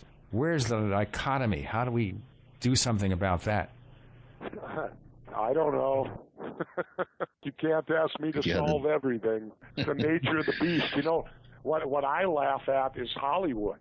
Someone can go pretend to be a cop and get paid $5 million just pretending to be one on a screen. Right. That's right. But if you're a real cop, you, of course, get 30, 40, 50,000, and someone might shoot you tomorrow. And that's it. And you'll give a pittance to the survivors. Yep, exactly. But, you know, that's the way of the world. You know, you can't change everything or make it all right. You can only do the best you can. One step at a time. How's the questions going, Chris? Well, we're pretty much done with the questions from the forum. I personally have a number based on some of the very interesting documents that Governor Ventura has included in the book. One of the things that's always interested me, and you brought it up early on, Jesse, is Project Artichoke, MK Ultra, military experimentation on our own troops, the whole issue of the government's response and denial of Gulf War illness, and how some of these government programs have adversely affected the good men and women of our military and in public service. Why don't you talk to us a little bit about what you've uncovered in terms of some of the early experiments on our own troops, and then look at the issue of Gulf War illness and, for instance, Agent Orange, which I believe you personally feel had adversely impacted you and your health. It hasn't. No, it hasn't. I don't know where that got reported from. I don't know how that arose. It had to be something in wrestling, but I didn't. To my knowledge, I never contacted Agent Orange. I don't think so. So I don't know where that rose up from, but somehow that's been out there for a number of years, and I always try to debunk it when someone brings it up. Okay, good. Because I did read that somewhere. I think quite a while ago. Some damn wrestling magazine or something years ago, And somehow, when one thing gets printed in print, well, then it sometimes gets its own life. And I want to debunk that right now. I to my knowledge, I've had no ill effects from Agent Orange whatsoever. Well, as a frogman, I was kind of wondering about that. It'd be pretty, it'd be interesting to be on. It wouldn't be difficult because I'm sure it could be in the water and in the rivers and all that. No, it probably could very well be. I will tell you this. Today, I have numb feet and they can't tell me why. It's called nonspecific neuropathy. And I went to the Mayo Clinic and, it affects my balance a little bit, and that had happened at like age 50. And in fact, my toenails started turning black and falling off. And I went to the doctor, and he took a clip of it, sent it to the University of Minnesota. He came back and said, did you serve in Vietnam and Southeast Asia? And I said, yes, 17 months. He said, well, we're seeing more of this. He said, you picked up a fungus over there. And apparently it lies dormant in your body for 20, 25 years before it comes out. And that's apparently one thing that happened to me. Now, I can't explain anything more than that. The Mayo Clinic said that my non-specific neuropathy, they said, we can't explain why your feet are numb. Well, what are your feelings about the Gulf War syndrome and Agent Orange? Well, I'll tell you how I feel. It's typical. They always screw over the veteran. They always praise us out on the streets. They have parades for us. Everybody tells you, oh, thank you for your service and all that. But when it comes down to taking care of the veteran after the war, we fall short every time. We fell short in Vietnam. We fell short in Korea. We fell short in the Gulf War. And we will certainly fall short in the Iraq and Afghan war. Because once the soldier's been used, the government don't care about them anymore. It's called collateral damage. And people should wake up to that fact. Quit just giving them lip service patriotism. Do something with money and health and at the VA hospitals and help the veterans out where it really counts, not just simply doing things at football games and telling everybody like Sean Hannity did me, oh, thank you so much for your service, and all that BS that they always give you. The proof's in the pudding. Take care of the veterans. They take care of you. Kind of reminds me of the bumper sticker I've been seeing more and more lately. Support our troops. Bring them home. Exactly. Well, what about this whole controversy that sprang up over your covering the story of FEMA internment camps and the so-called internment camps and plans to have large holding centers for American citizens in the case of national emergencies? Well, apparently we must have struck a raw nerve because Cohen, the congressman from Tennessee, the government came hard at AOL Time Warner, who's the parent company of True TV, and it aired one time, they pulled it, and now they won't acknowledge that we even did it, and they won't talk about it, they don't list it or anything. And you're right, it was all over a bill we found from Homeland Security that said that they wanted FEMA to build no less than 6 internment camps around the country, and we took a photo of one, and it looks just like a prison camp in Germany because it's located right next to the railroad. So apparently you can bring in people on the railroad and, like they did in Germany, and drop them off there for good keeping. And this prison we looked at in Texas, it was run by the private sector. It was called a residence, and yet no one could move in and out of it. The doors were locked. I had to pound on the door for a half hour with the TV cameras before someone would come out and talk to me. And when they did, every answer that I got was no comment. And the scary part was, in the back of this place, it looked like a daycare center. They had swings, they had slides, and all this stuff for kids. And I asked them, do you keep children here? No comment. Have you ever kept children here? No comment. What would a child have to do to end up here? No comment. But that was the scary thing about it, the fact that they had all this stuff out back like a daycare center inside of a prison in Texas being run, A lot of people are crying out now, oh, privatize everything, cut down the size of government, do this and do that. Well, that's good to a certain extent, but you can't privatize everything, and I think privatizing prisons is wrong, because then you got the private sector running them, and who's to say whether anybody's truly doing a check and balance there to see what's going on. And wouldn't you also convict more people to fill the prisons so they make money? Yeah, absolutely. Good point. Then you'll keep your marijuana laws and all these phony laws so that you can keep tossing people in there, and then the government will subsidize it and all that, and away you go. But I think privatization of prisons is horrible. Also, you look at the situation in this country where I think we have a higher percentage of our population in prison than almost anywhere else in the world. We do. Of all the industrialized countries in the world, the United States, which is supposed to be the bastion of freedom, we have the most prison population. That's a disconnect that I cannot understand. But again, as you said before, marijuana. How many people take a couple of smokes and they're in prison? Now, of course, we have less of that, a movement in that direction. But just think of how many people have spent time in prison for victimless crimes. Oh, it's horrible. In fact, the great book on it, I think, what was his name? I can't think of him. He died. He wrote Ain't Nobody's Business But Your Own. I'll tell you what, we've got Governor Jesse Ventura for just a few more segments here on the Paracast. The book is 63 documents the government doesn't want you to read. The co-host is Chris O'Brien. I'm Gene Steinberg. You're in the Paracast.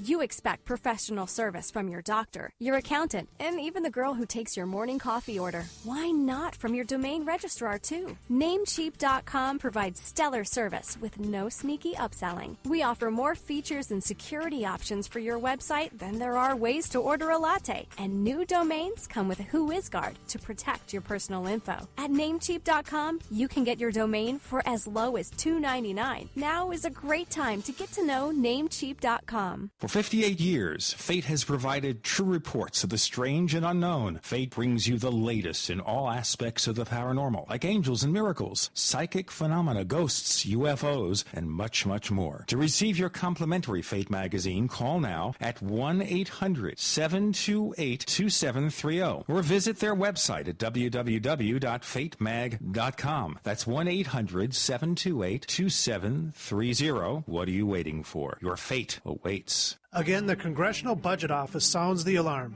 This time warns of Greek-style U.S. debt crises. You heard me right. The GAO is drawing a parallel between the U.S. economy, its debt, and the current Greek economic meltdown. With the debt-to-GDP chart climbing into unfamiliar territory, the growing budget deficit will rise to unsupportable levels. Hi, this is Ted Anderson. The Federal Debt and Risk of Financial Crises document the CBO has published is a must-read for every American, covering the risk of continued deficit spending coupled with an aging population and the rising interest rates spell economic disaster.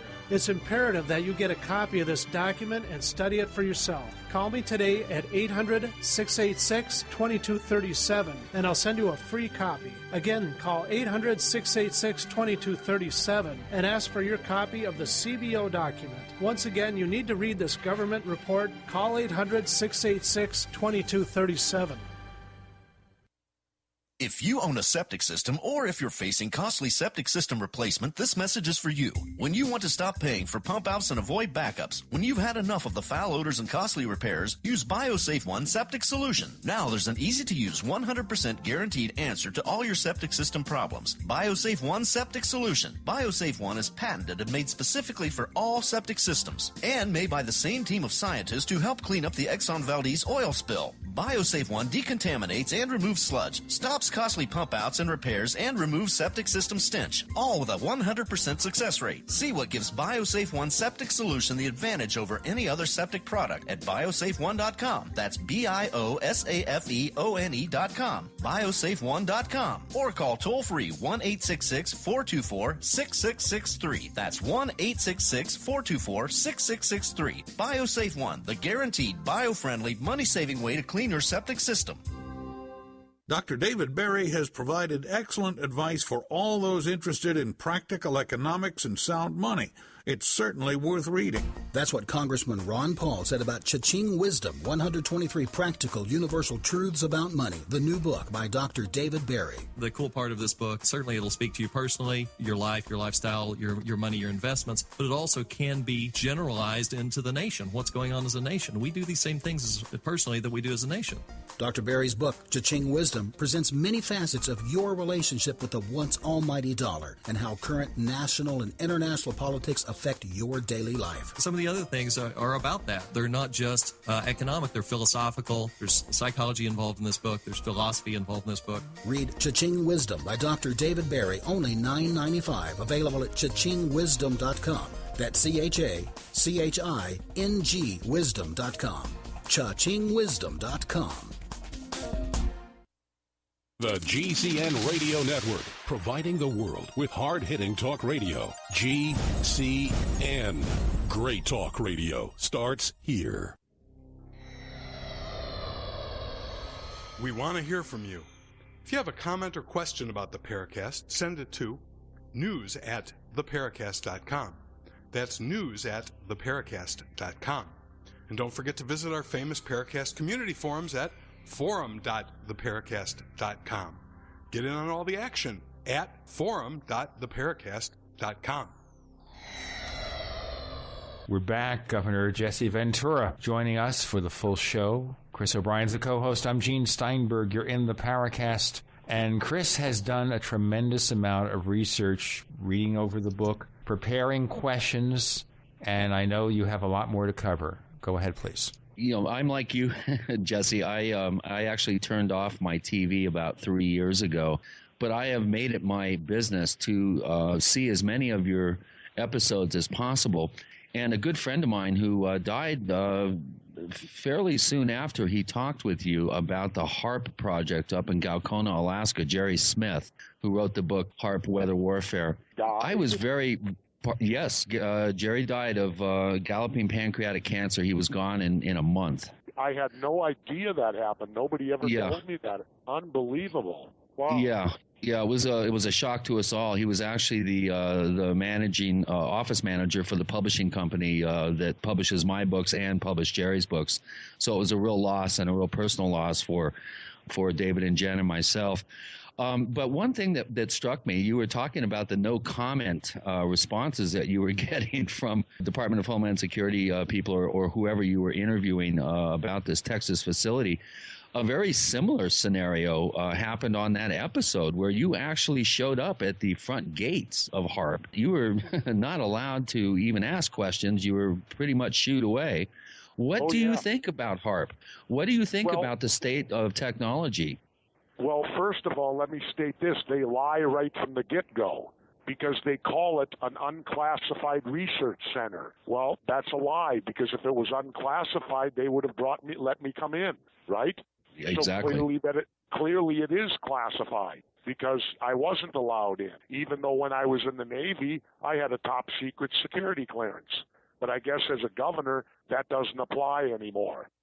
Isn't that interesting? But how ironic. Anyway, yeah, exactly. No, HARP is like Dr. Nick Begich said when he wrote the book, Angels Don't Play This HARP. Dr. Begich said to me, he said, Governor, this is the death ray. Interesting, ladies and gentlemen, Dr. Begich was one of our first guests when we started the Paracast in 2006. Oh, really? Well, then you know very well what I'm talking about. Yes, I do. A very nice man.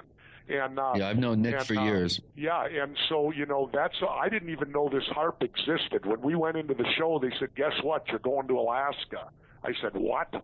And they said, yeah, this thing HARP. And so I went up there and I saw this thing and I went, whoa. And then when I started talking to some and saw how the locals were, nobody would talk about the place. We had hell to find anybody up there who would even talk to us about it because the people seemed so frightened of it. And I thought, this is the government of the United States? This is what they portray to the people around here? And, once a year they let the people come in there and they give them a donut and coffee. And then that's what they say is, oh, yeah, we're open to the public, But I don't know what to make of it, really. It can't seem too good to me when you take 50,000 watts multiply it and bang it off the ionosphere there and ricochet it back to Earth, because it just seems you're messing where you shouldn't be messing with things of that nature. I don't know. To me, it's got to be a weapon, and if it is, why don't they just be honest and tell us what it is? It's fascinating, Governor, how we're sitting here existing in this soup of radio waves. For example, I'm just sitting here and I have wireless devices, a wireless printer, wireless phone, wireless iPad, router, this, that, and the other thing. You think, all that stuff going on around there. I'm living in this soup. What's it doing to me? Oh, yeah. Why do you think I've never owned a cell phone, nor will I? No, I haven't. I have never owned a cell phone. Many people said, how could you be governor without a cell phone? I said, easy. My security bodyguards had them. What do I need one for? Let them suffer. So, therefore, if you get a call, they just hand you the phone. Yeah, if somebody wants to talk to me, one of my bodyguards, security state troopers, who protect me, will hand me, Governor, you have a call, and they'll hand me the cell phone. It's interesting. Of course, I use hands-free when I'm in the car. I keep that thing away from my ear as much as possible. I actually have made it my life's ambition now. I will never own a cell phone. I want to be able to put that on my gravestone. He never owned a cell phone. Okay, Jesse Ventura, he never owned a cell phone. Because I figure by the time I die, I'll be the only one on the planet who can say that. Although I did find someone else who's like me. What's her name? Leibowitz, the writer here in New York. Sure. Yeah, she's never owned one either. I saw a special on her, and I thought, oh, my goodness, there's one other person. I better outlive her. You know something? You're not the only one. One of our friends here, a very close friend of mine, who's been on the show a number of times. I've known him most of my life, Jim Mosley. I don't think you've ever heard of him. He has a magazine about flying saucers called Saucer Smear. He has no computer. He uses a typewriter. He does not have a cell phone. He doesn't even have an answering machine on his phone. He's never been on the internet. Well, he sounds very much like me because I'm computer ignorant, too. I don't use a computer, never have. I do have my website, but guess what? It's being run by my son. And, I'll tell you just frankly, if there's any help I could offer with that, I would be happy to offer that publicly. Happy to do it. Thank you. Yeah, no, my son, I give him permission. You can operate it. You can do all of that. And at home, my wife does the computer, not me. So I fit right with your friend. I'm computer illiterate. I don't own a cell phone, and I'm happier now. And I'll tell you the funny story. Sure. Back in 2003, I bought my dream car for me, which was the bi-turbo 450 horsepower Porsche. Sure. All-wheel drive, right? And, of course, you got to get a slot number from Germany to get it. And so you order precisely what you want. And my salesman, who I had bought in probably 5 or 6 cars from during the years, because I love Audis too. My wife has an Audi. He said, well, here was his question. He goes, well, where do you want your cell phone? And I looked at him and I said, I don't want a cell phone. He looked at me like I was ordering a car without tires. I mean, it was unbelievable. And then I said to him, but you got that 6 CD player, where you can stack 6 CDs? I said, I want that in the car. But I said, I don't want no cell phone. I said, my car's my sanctuary. I said, I don't want people bothering me. When you have a 450 horsepower Porsche, you want to drive the car, not talk on the phone. I kind of understand that. My brother-in-law has a Porsche, a really old one from the 1990s, in this special blue color where there's only like a handful around the world.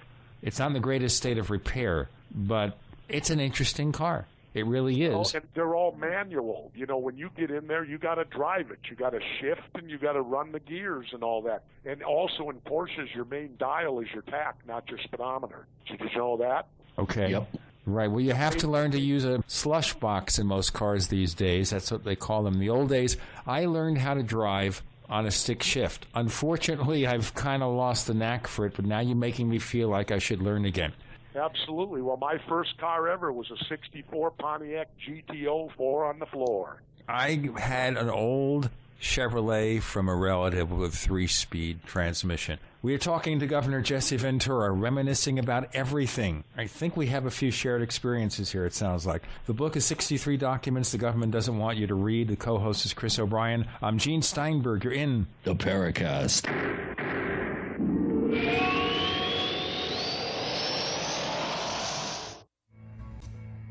Is there a secret UFO agenda?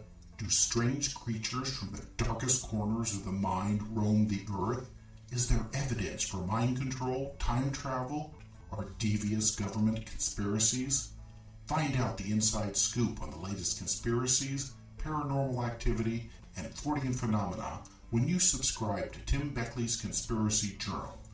It's jam-packed with stories, special book and DVD promotions, and the best news, it's absolutely free, sent right to your mailbox. Plus, a bonus free email newsletter sent out every Friday. Simply send an email with your name and address to Mr. UFO at webtv.net. That's Mr. UFO at webtv.net. Find out what they don't want you to know.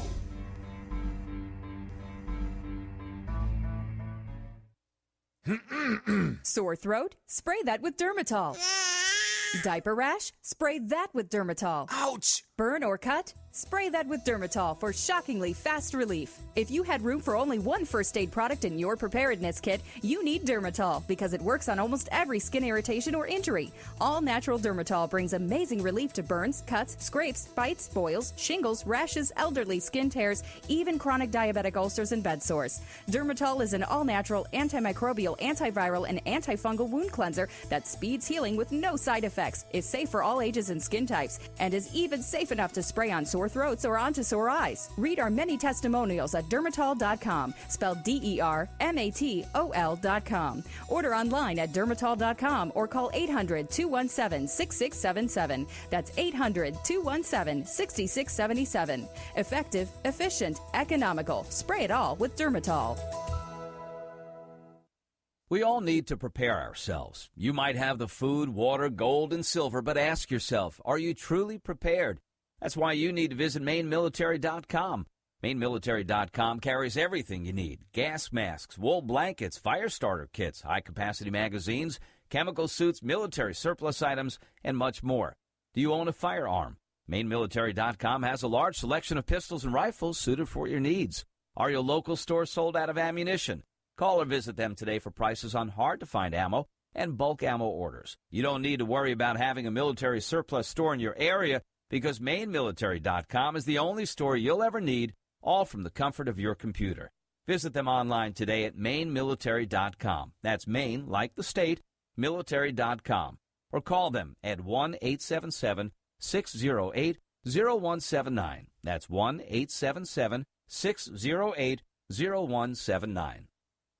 The food storage industry leader has done it again. Introducing FDG Clubs and Survival Bucks from the Freeze Dry Guy. For over 39 years, the Freeze Dry Guy has served various government agencies and the private sector with the finest in storable foods and emergency rations. If you've wanted to build emergency food supplies but couldn't afford it, now you can. Go to freezedryguy.com, click on products, and look for the Freeze Dry Guy Clubs to pay as you go. Now you can build food storage without going into debt. Choose from a payment range of $95 to $450 per month. Our clubs work with everyone's budget. Plus, when you join Freeze Dry Guy Clubs, you'll get additional rewards. For example, this month, get 10% back in survival bucks on all purchases in the Freeze Dry Guy product line, plus free shipping within the lower 48 states on any order amount. Hurry, go to freezedryguy.com or call 866-404-3663. That's freezedryguy.com or call 866-404-3663. The Freeze Dry Guy, the best you can buy. America's #1 source for independent talk radio for over a decade. We are the GCN Radio Network. Hi, this is Don Ecker, and you are tuned into the Paracast. Let me tell you what, you're going to hear stuff here that you probably won't hear anywhere else. Hear that, George Snorri? Pursuing our discussions with Jesse Ventura, former governor of Minnesota, 63 documents the government doesn't want you to read before Chris pursues more of the investigation. Now, these documents, in getting them, did you have to kind of weasel your way into getting stuff that might have been classified? How do you come by this stuff? No, not at all. We did not do a WikiLeaks thing at all. Everything in this book has been put out by the government. The only thing is you got to find it, and mainstream media isn't going to find it for you. So that's why we did it. We actually started this book, Dick and I, before WikiLeaks happened. And when it did happen, we got thoroughly excited because we knew it would help our book. And it's also, we used some of the WikiLeaks stuff in the book because now, of course, it is public.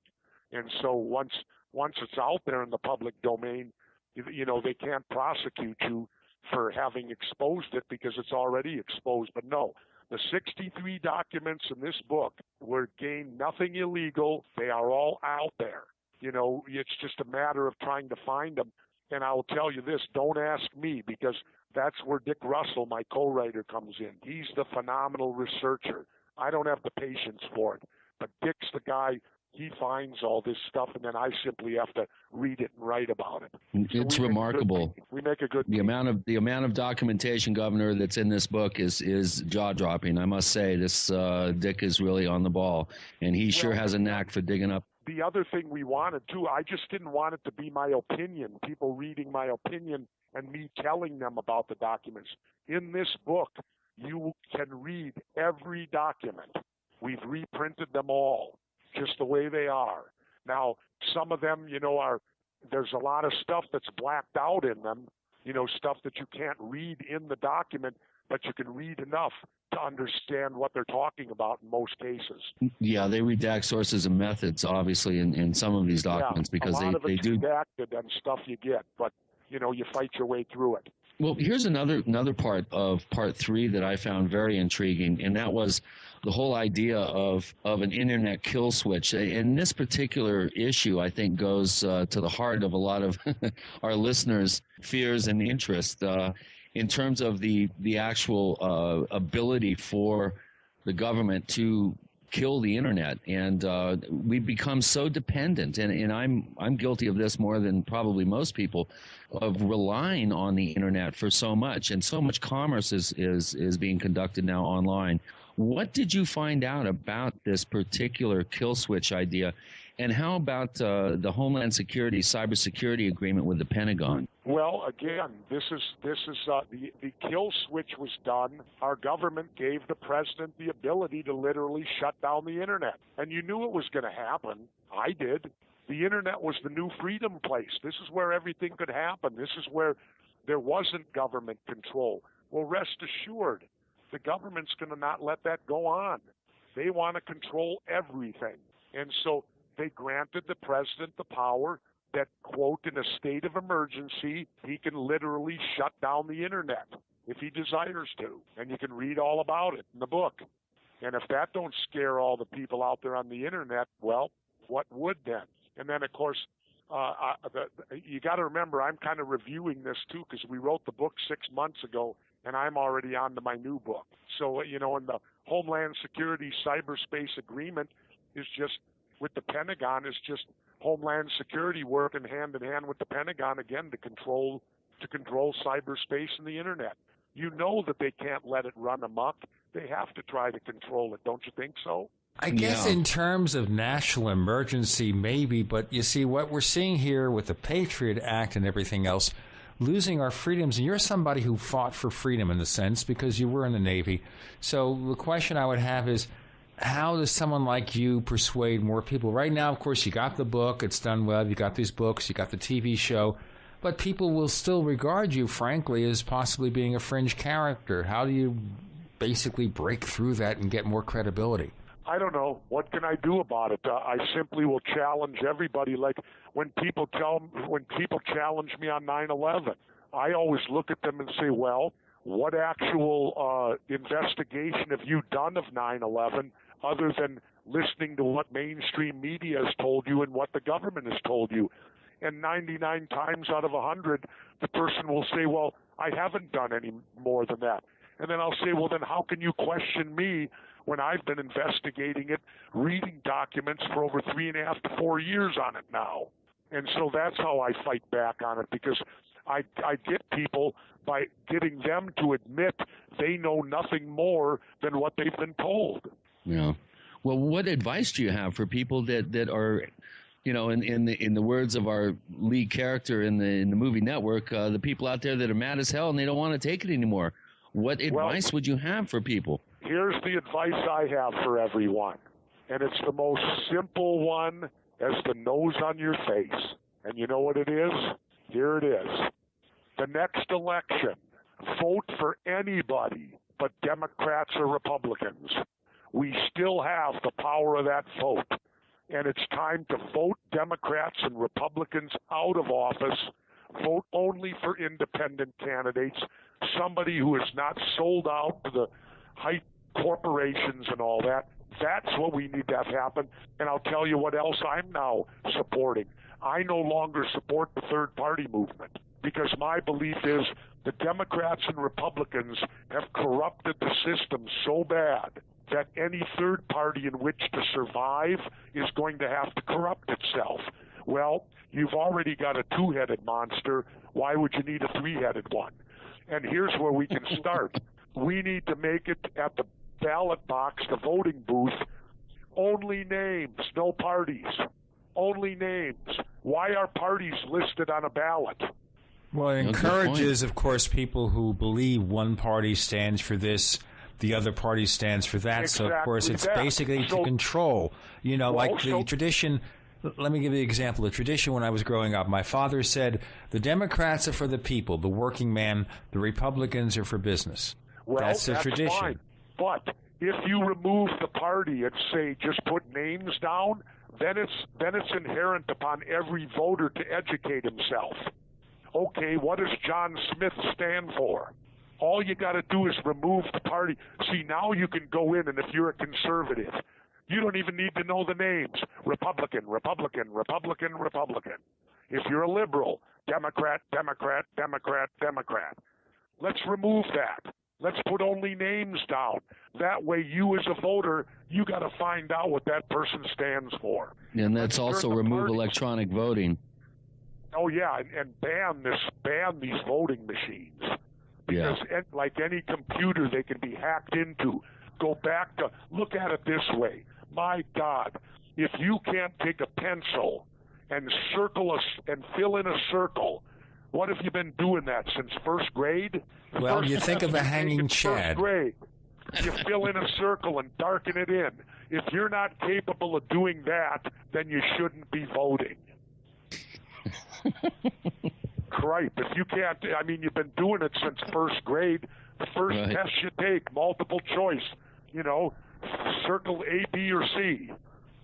Well, my God, if you can't do that, you shouldn't even be voting because you're so stupid. Well, it's one thing here. I was remembering the fact that you have all these computers being used for voting, and many of them have no backup system. There's no second record, and a lot of them didn't even have a paper trail. So you would vote, it would disappear into cyberspace, ones and zeros, but you'd have no way to certify in the real world that was the vote. Exactly. Let me put it in this context for you. Would you go to an ATM machine that didn't offer you a receipt? What's funny about that? I'll say this, because I've noticed this lately. And we have just one more segment to do, Governor.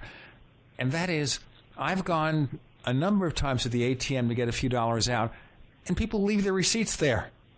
Now, you don't see anything more than the last four digits of your account number, but you certainly see your balance, But people, there goes your privacy. We're talking to Governor Jesse Ventura. I'm Gene Steinberg. The co-host is Chris O'Brien. Back for one more. You're in the Paracast.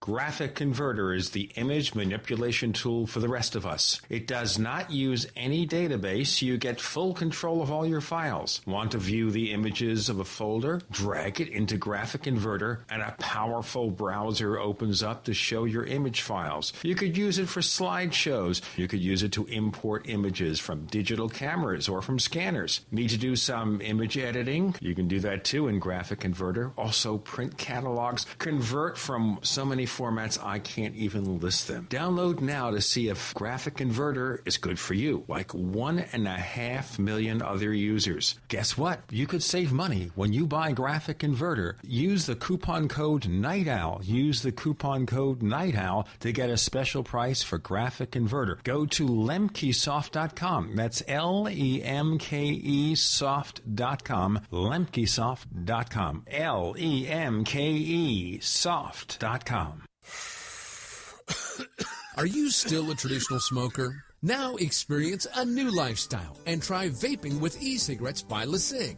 Imagine no ashes, stains, nasty smell, or coughing and hacking. With LeSig e-cigarettes' revolutionary microelectronic technology, rechargeable battery, and unique replaceable cartridge, you'll get all the benefits and satisfaction of smoking without the hazards. Choose your taste from a wide variety of our new American-made Vaporeate e-liquids at LeSig.com. And LeSig smokes the competition by serving thousands of worldwide customers with real people customer service, fast, free, same-day shipping, and a 30-day warranty and satisfaction guarantee. So are you ready for a new vaping lifestyle? Then call 870-518-4307. That's 870-518-4307. Or visit LeSig.com, spelled LECIG.com. LeSig e-cigarettes for today's modern smoker.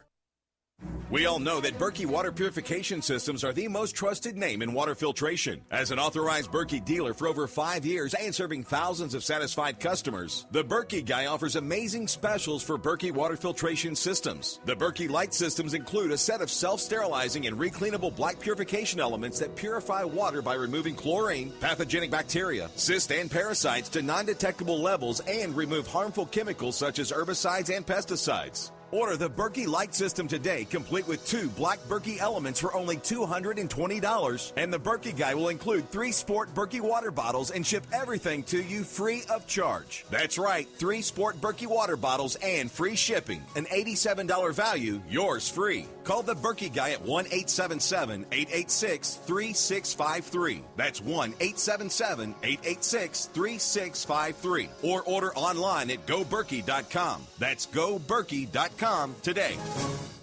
The largest part of gaining radiant health is detoxification. You can drink ionized water, cleanse your intestines, eat a perfect diet, and even take lots of quality supplements, and in many instances only make minimal progress. What is the key to detoxifying your body of mercury, heavy metals, chemicals, and drugs? It is glutathione. Glutathione is the master antioxidant used to detoxify your entire body. It stops free radicals, keeps cells young, and reduces inflammation. One World Whey protein powder may be able to raise your glutathione production by 64% or more.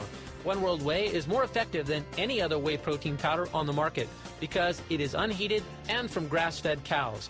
All other, quote, cold-processed whey protein powders have been heated and damaged by 15% or more. One World Whey comes in 3 delicious flavors. Call 888-988-3325. That's 888-988-3325. Or visit oneworldwhey.com. That's oneworld.com. Are you tired of searching for great talk radio? Something more important. Search no more. We are the GCN Radio Network.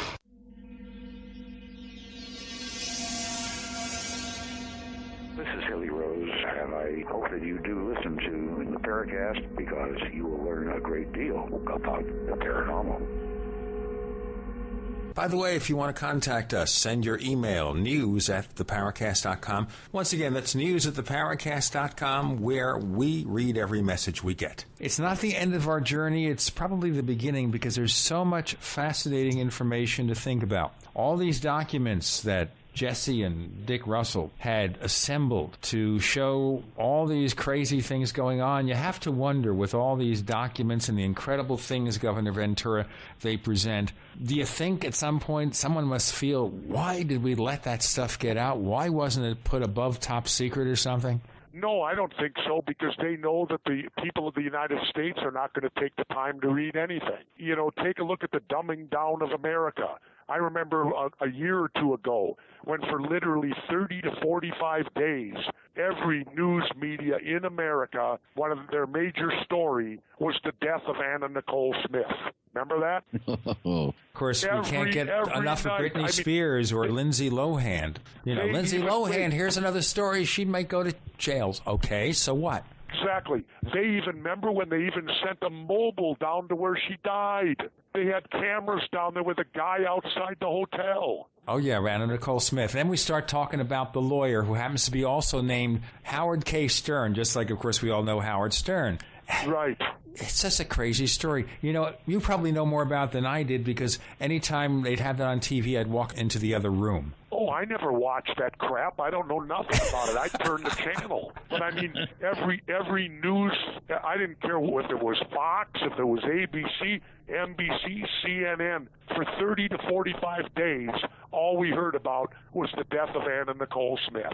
Now it's Charlie Sheen. And you know what's interesting and frightening about this? We all talk about the so-called mainstream media, and then, of course, the conservatives say it's a liberal media, but actually it's a corporate media. The local newspapers are mostly gone. The local radio and TV stations are mostly gone. They're all owned by large corporations that have really specific interests that may not be in our interest. I couldn't agree with you more. I can't add a thing to that. You're exactly correct. What I can't say anything about that. You're correct. Hey, one time in this show, I'm correct. Thank you so much, Governor Ventura. Before we wrap it up, Chris, you have a few more questions you want to ask. Well, gosh, we could go on for quite a while. I'm so fascinated by this book, and I really want to stress to our listeners that there are actual copies, hard copies, reprinted in the book of the actual documents that are being referred to in the text. So this is a unique book, and I think it's a book that all Americans who have even the slightest interest in what is really going on in this country and in the history of this country and very crucial key events and key subjects should really take the time to go out, get this book, and get yourself up to speed. And I want to, before I go on, congratulate you on the courage that would take to do a book like this, Jesse, and also all the hard work that you and Dick obviously put into this project. And one of our listeners is really interested to know what other projects you have, near term and then back burnered. Are you going to continue being a spokesperson for openness in these subject areas? Are you going to resume your acting career? Another listener wanted to know if you have any plans on possibly doing some cameos. What's in the pipeline for you? Well, Dick and I are working on another book right now that will probably be out, I would guess, next year. So at some point, it'll be another very interesting topic, completely different from this one, but still ties in to government in its way. That's the standard tie-in, but it won't be over documents or it won't be over conspiracies.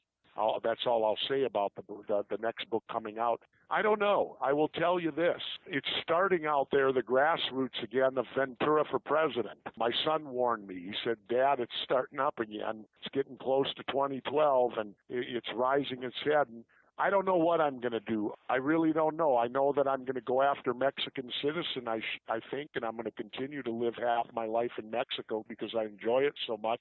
I can't really tell you what's on the burner for me other than right now I'm just doing that book. And, of course, if conspiracy theory gets bought up for a third season, hopefully I'll be back to do that, although I do have to negotiate a new contract this time. My contract is completely up, so that will be part of it, too, because naturally you don't work for free. And above and beyond that, will I seek public office again? I don't know. After 59 years, you learn never to say never. Times could change. If the right scenario... I think personally a great ticket would be Ron Paul and myself. Yeah. You dedicate the book to Ron Paul, by the way. I want to tell our listeners that. And I dedicated it to him because of the speech he made on the congressional floor about WikiLeaks, where Ron Paul so eloquently said, in a free country, when telling the truth you get accused of treason, we're in pretty bad shape when the truth is treason, which I agree totally. Ron Paul was the only one with courage enough. You got all these other bozos attacking having open government and being able to read all the secret stuff. I agree with Congressman Paul. We need more WikiLeaks, not less.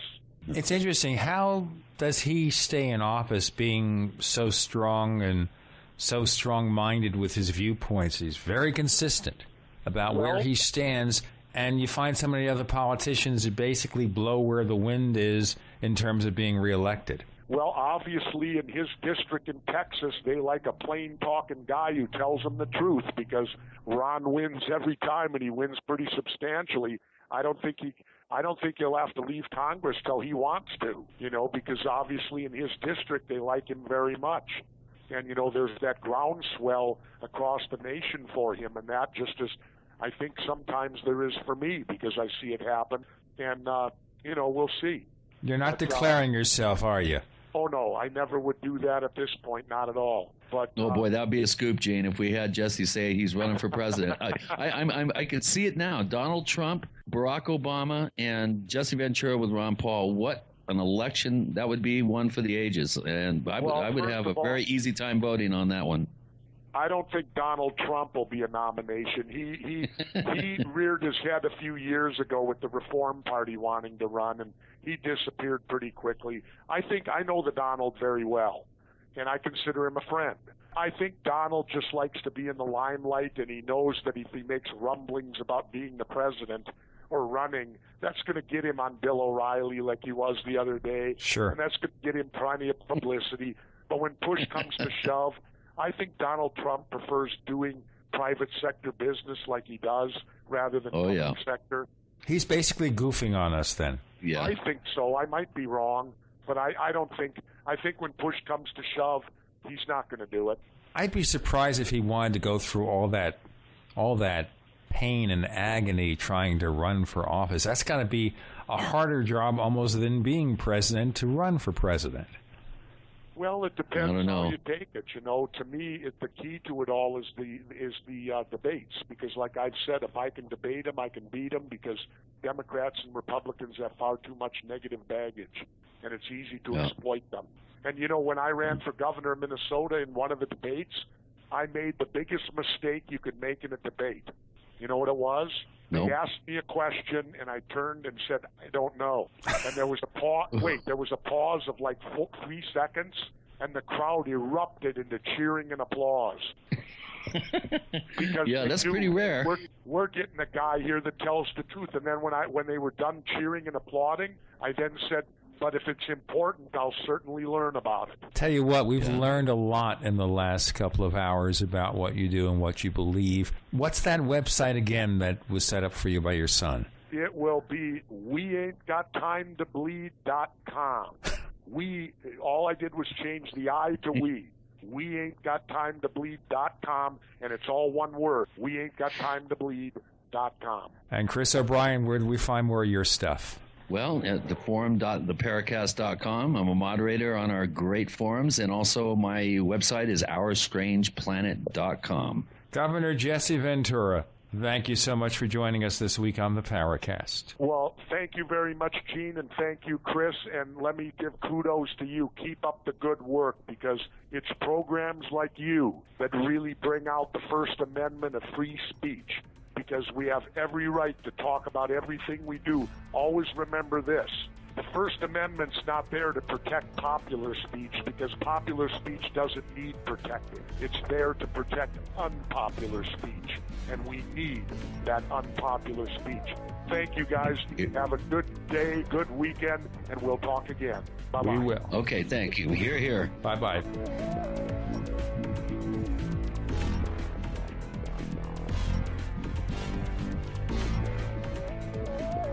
Paracast is a copyrighted presentation of Making the Impossible Incorporated. Tune in next week for a new adventure in The Paracast.